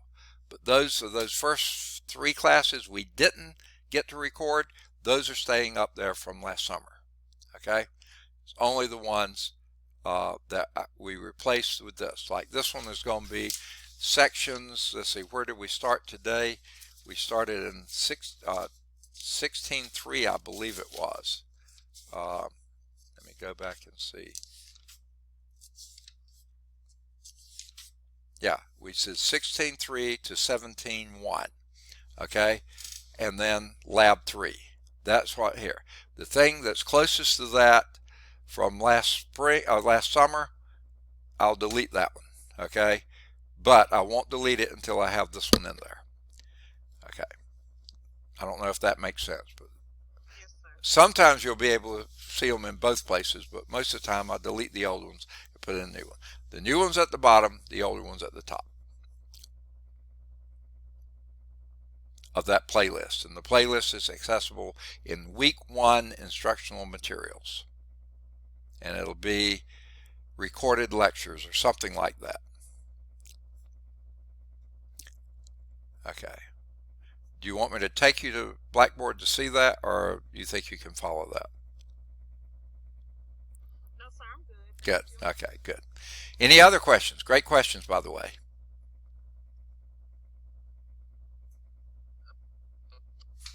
Okay, I heard someone trying to say something, but it didn't come through. Any questions? Okay, do you want me to stay on the air a little longer to answer questions, or are you ready to head off until Thursday? I'll be leaving, but thank you. Okay.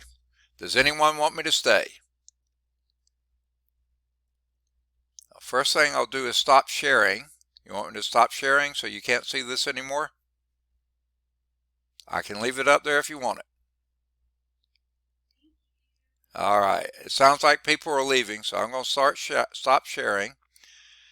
And yeah, we're down to 11. Anyone want to stay? I'll stay. I'll be glad to. Everybody's patching out. Okay. Take care. We'll see you on Thursday. I'll be ending the meeting right now. Bye-bye, folks. All right. Bye-bye.